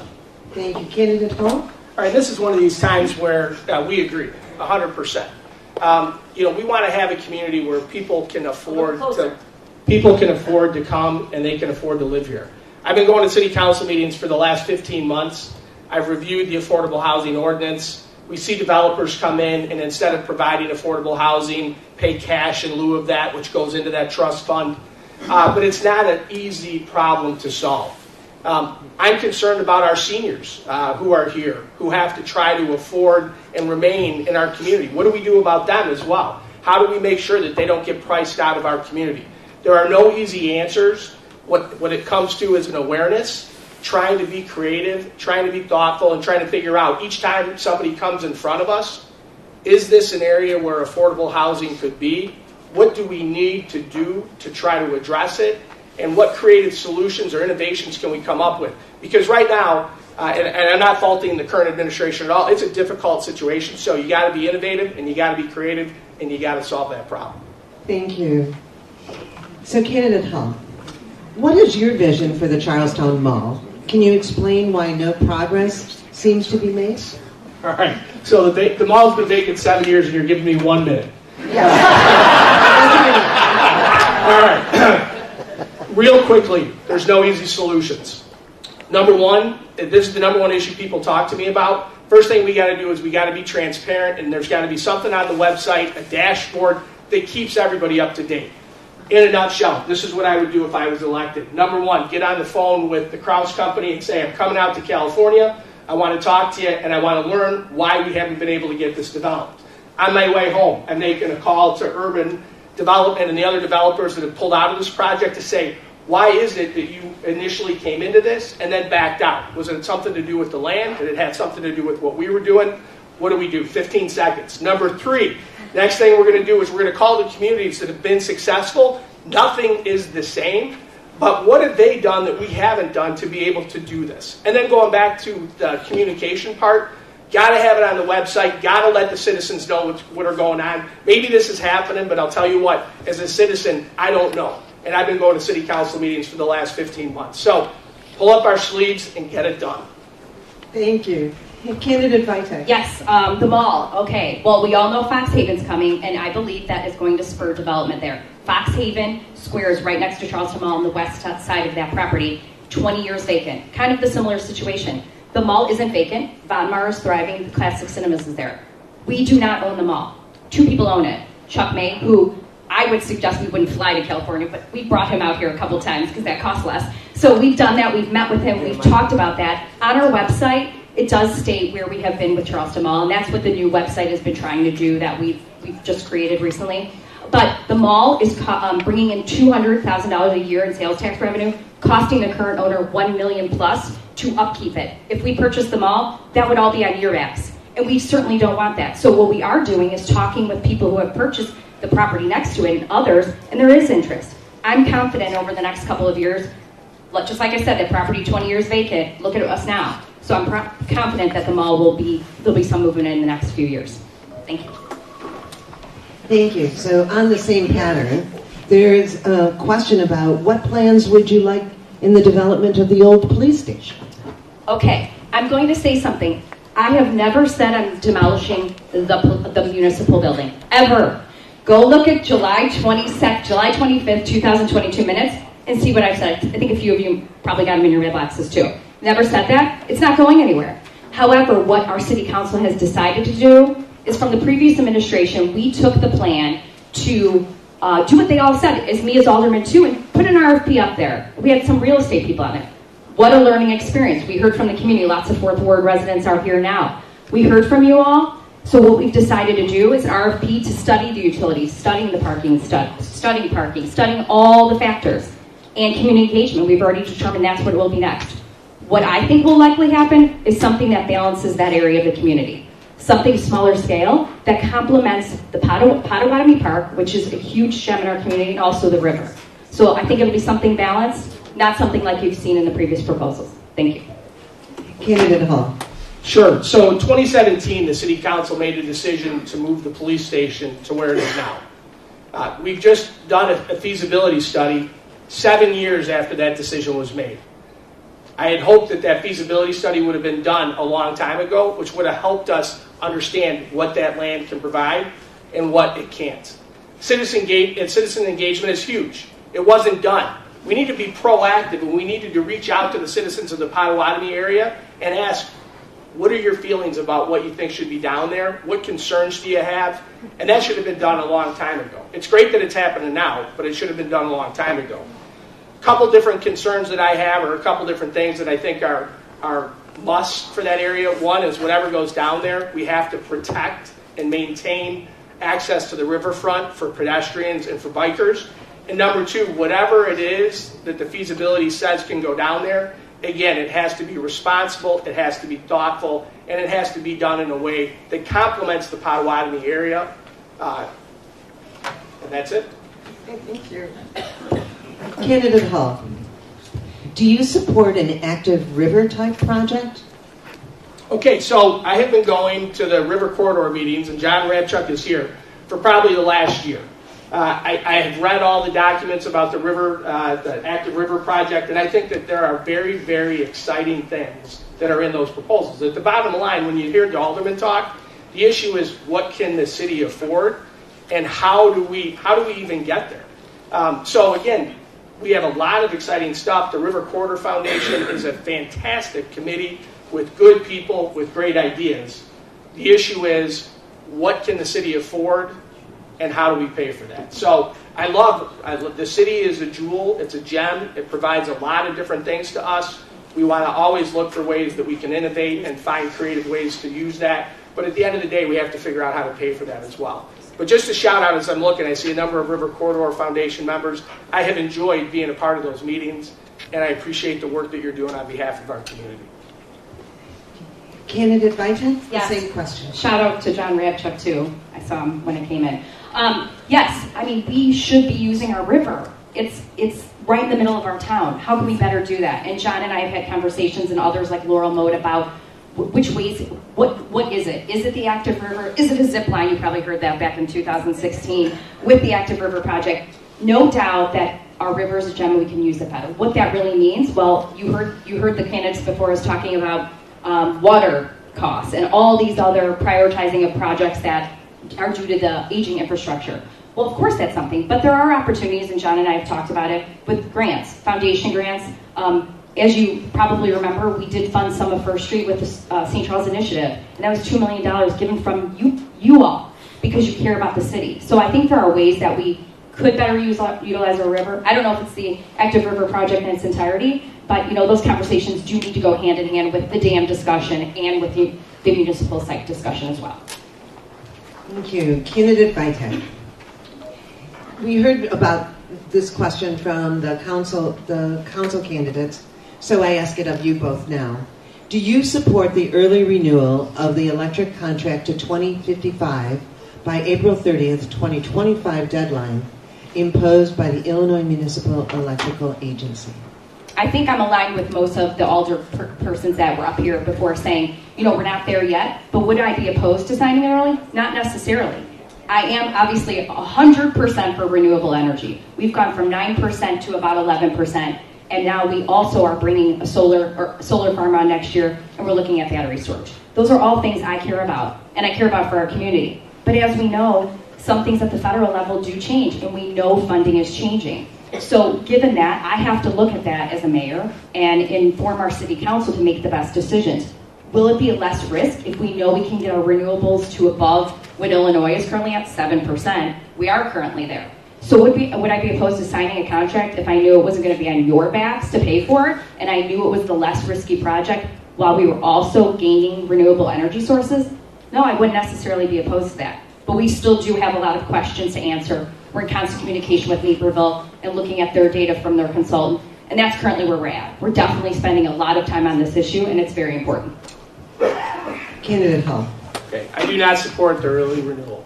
The contract, as a lawyer, you look at contracts. We had a contract that ends in 2035 with an early renewal date of 2030. When IMEA came in and said, we want you to make that decision by 2025, they don't have the right to do that because the contract doesn't say that we have to do this until 2030. The path I would take, the Daily Herald had a great editorial today that said, you know what, Naperville, congratulations on what you did.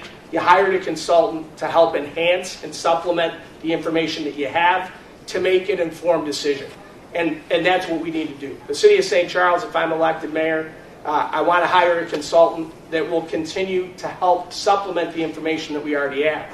There is a lot that's out there. There's technological advances. There are cost reductions. There are subsidies that are occurring. What we need to have is somebody that's going to come in that understands and is an expert in that field and will help us make the best decision for the citizens of St. Charles. Thank you. Thank you. Candidate Hull, this is a long question, but a good question. All right. Do you think enough people participate in our local elections? After you say no, how would you get people engaged and excited to be involved in the local election process? So, following your directions, the answer is no, correct? All right, there we go. So, absolutely not. When you look at voting turnout in the last mayoral election, it was 16%. Usually it hovers under 30%. So the idea is, how do you get people excited and engaged? I have 4 kids that are in their 20s, and my job is to make them excited about going to the ballot box, this time especially excited about it, but making sure that they're there. The way that you do that is you engage them in city government. You get them involved. You understand how exciting it is to be on a commission, to come to the youth commission, to come to the river corridor. How do you do that? Sometimes you're going to have to drag them there, but based upon all the work that I've done with the youth in our community, I know that they're excited, and once they get there, they have a lot to give. So at the end of the day, it's not easy. Not easy. I have 4 kids in their 20s. It's time to engage them, excite them, get them motivated, and get them to the ballot box. Thank you. Candidate Feige. Yes. Well, you all aren't the problem, really. You're like the 16%. 4,000 people out of 33,000 making decisions for this whole community. That's actually terrible. Been talking about that, been going door to door for 3 weeks, and that is really talking to people about how important municipal elections are. My daughter is here.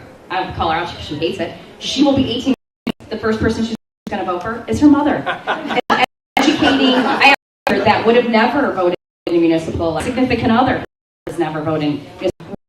People out, and that's what I do. Scouting the time, and the thing what I watch is the number one. Well, first, be a good human. Second, vote. You get to do when you vote. Nobody votes. Please get your friends out. Those numbers tick up.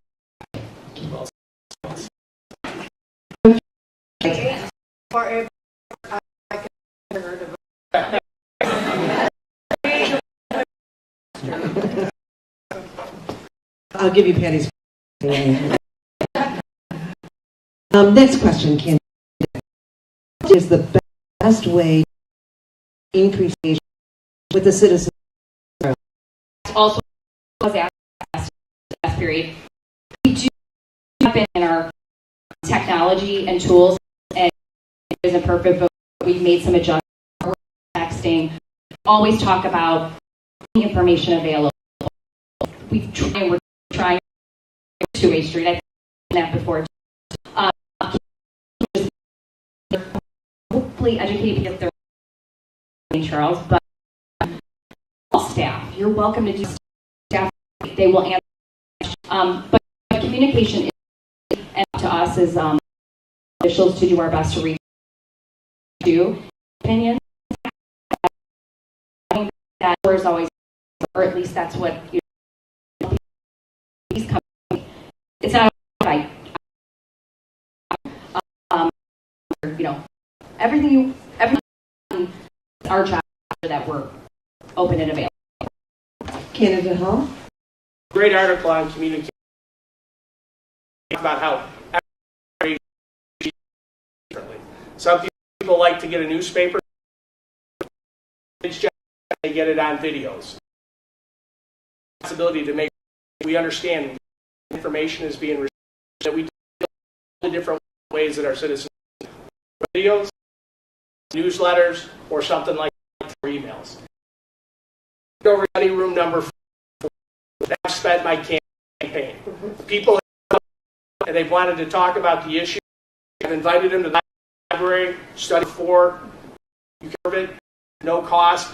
People face to talk to them about what's important to them, what's important to me in the future of St. Charles. The dedication to me, face to face, being willing to, and it takes a lot of hard work. That's the kind of way to get for me when I'm a mayor. Thank you. Do you support a zoning heights to 2 stories along the river? Well, first, ITAC is talking. The mayor has over, and the mayor does not have over.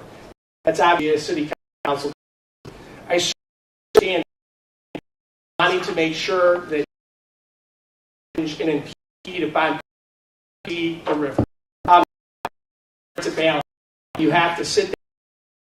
You have to look at the interest of the against the city. So it's time is I understand what it is to be able to see the river. I would have to hear more and to understand, but I think that you all be aware of it. You have to listen and you have to bear. Candidate. Yes, I had this conversation with Lauren Weber. That time, point early on, here, right? Building and it happened to think that building was at maybe a larger height than some of our other buildings.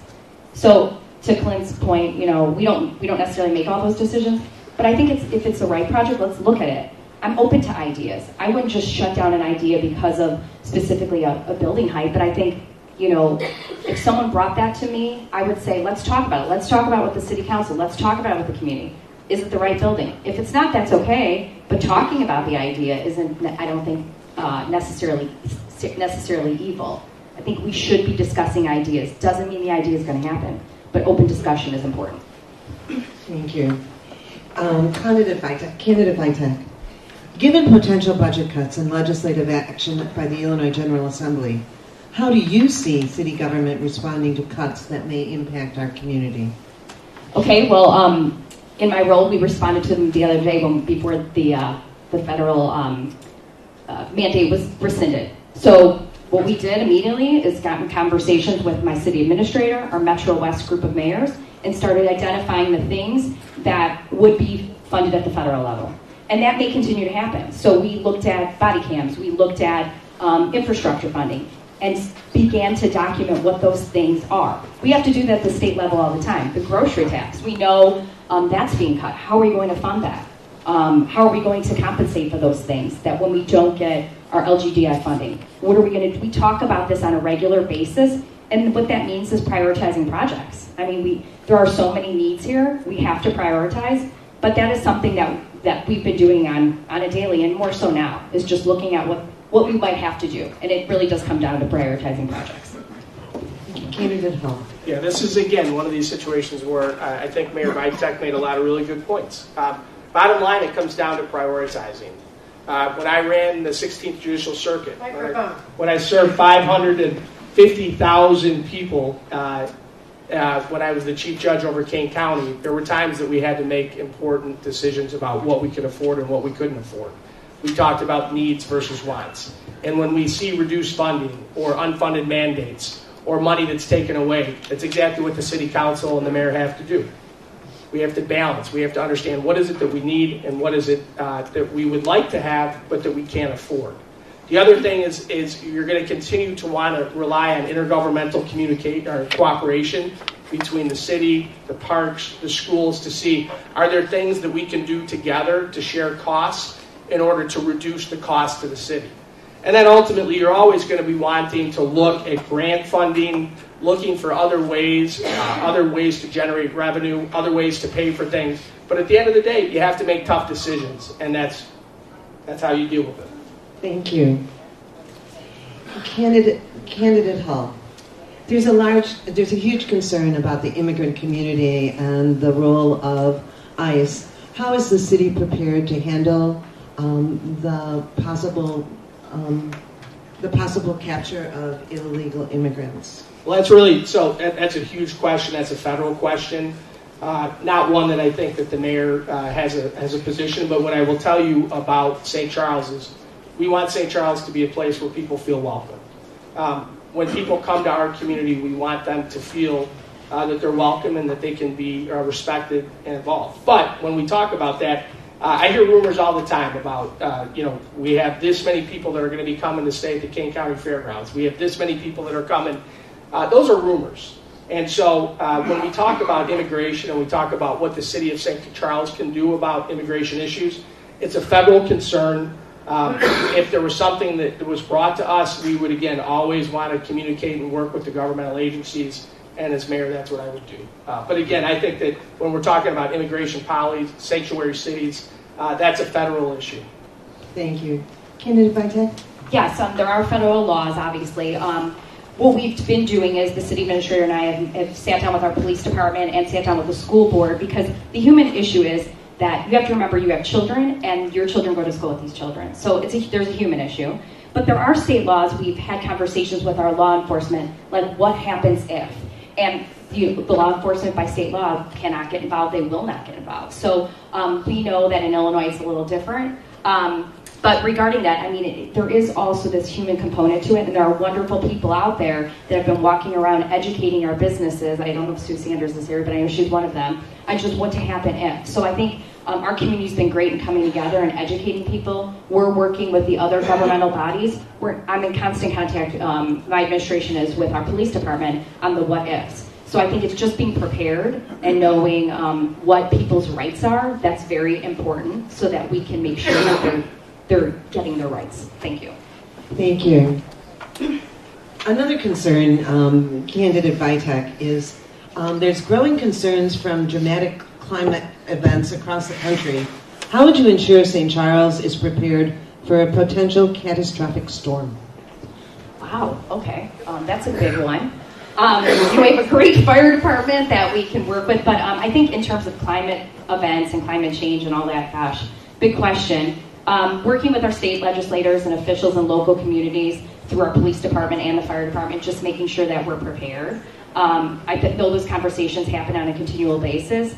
With our public works, I mean, you sometimes don't know until something happens, but we have great, first responders that I'm confident could help us. But I think that's probably a really great question. That's something we probably should look deeper at. I know that in special instances we have plans, but maybe not every instance. As we saw with New Orleans and other situations, you're not always prepared for what you haven't planned for.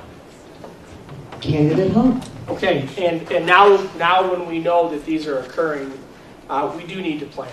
And so one of the strengths that I bring to the city is I have served for 30 years and worked hand in hand with the St. Charles Police Department as a prosecutor and a judge. And when we're talking about how do we prepare, it starts with communication with our first responders, with our police, with our fire, with our county. Throughout my career in the court system, what I've been so impressed with is our first responders, not only in St. Charles, but throughout King County. When we're talking about the type of event that we're talking about there, it's not just a St. Charles response, it's a county response, it's a state response. And so preparation, understanding what we are prepared for, what we would need if something happened, where our gaps are, and planning to figure out how we fill those gaps before this ever happens. Thank you. To lighten the questions up a little bit. Yeah, thanks. If elected mayor, what would you like your legacy to be? Okay. Well, again, going back to being born and raised here, what I would want a legacy to be is that I served the community, that when I talk about serving the community, it's not just serving one, it's serving all. Talking about making a difference in the lives of individual residents, helping our businesses, helping our intergovernmental, and also helping our 501c3s. We have one of the most caring communities, and when people talk about my love for St. Charles, it's because of the people and what the people in St. Charles do to help one another. And so, as your mayor, I guess when you talk about a legacy, again, it's not about the legacy I would leave, it would be about the influence and the opportunities that we were able to create for the citizens of St. Charles. and for 501c3s, again and again, whether it's Fox Valley Heart for Hope, whether it's CASA, whether it's the Fox Valley Health Partnership, I can go on and on. We just want to serve. And if I could do that, that would be a fantastic legacy. Candidate Vitek, what would your legacy be? Yes, my whole life has been about working in the not-for-profit sector, and that's what my career has been in, and this is just an extension of it. My legacy is not about me. It's about that when I walk into this office, which I have now, that the office and the community is better than when I started. I want better opportunities for my kids. I want better opportunities for my friends, my family.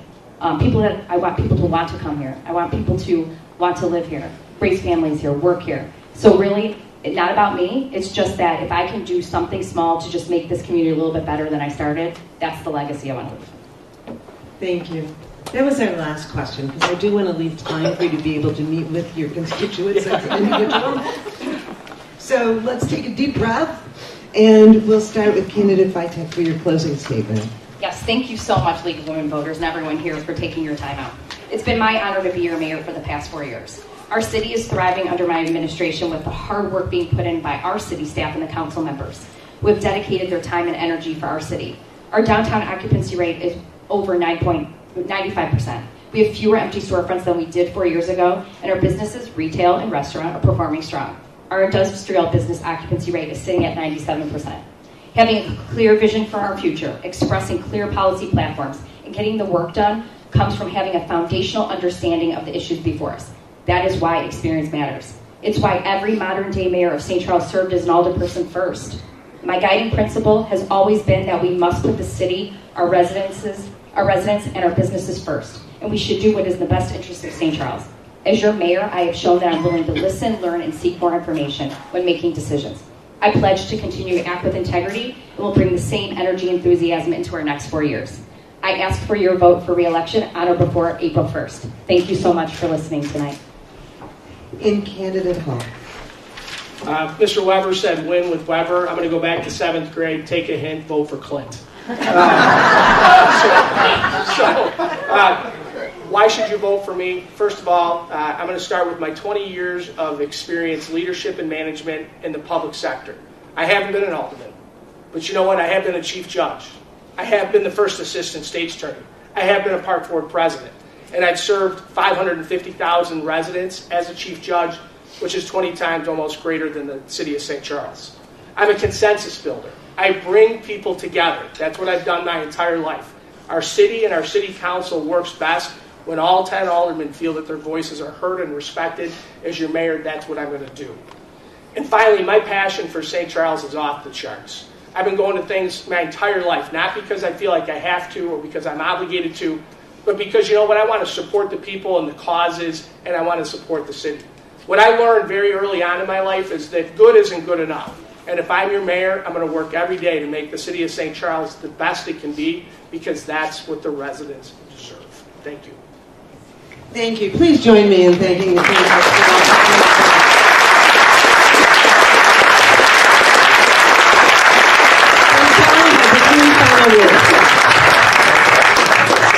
Okay, so we got one down, 6 more to go.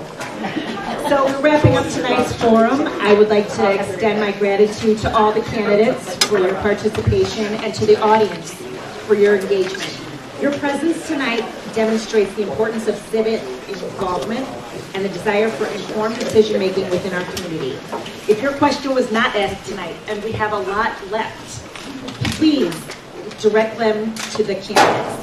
We encourage you to continue to keep asking the questions, keep seeking information, and keep engaging with our candidates in the days leading up to the election. Remember, your vote is your voice, and it is vital that you make it heard. A very special thank you to the St. Charles Library for hosting us, and to all those who made this forum possible, including BATV, our dedicated volunteers, and all our supporters. We hope this evening has provided valuable insights to aid you in making informed decisions on Election Day. Our next forum is tomorrow night in Batavia City Hall, where we will host the candidates for the Batavia Library Board and School Board. Early voting begins March 7th, and Election Day is April 1st. Please check our League of Women Voters Central Kane County website the Illinois Voter Guide, and the Kane County Clerk's website for more information.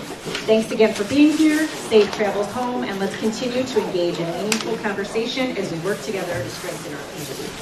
Thank you.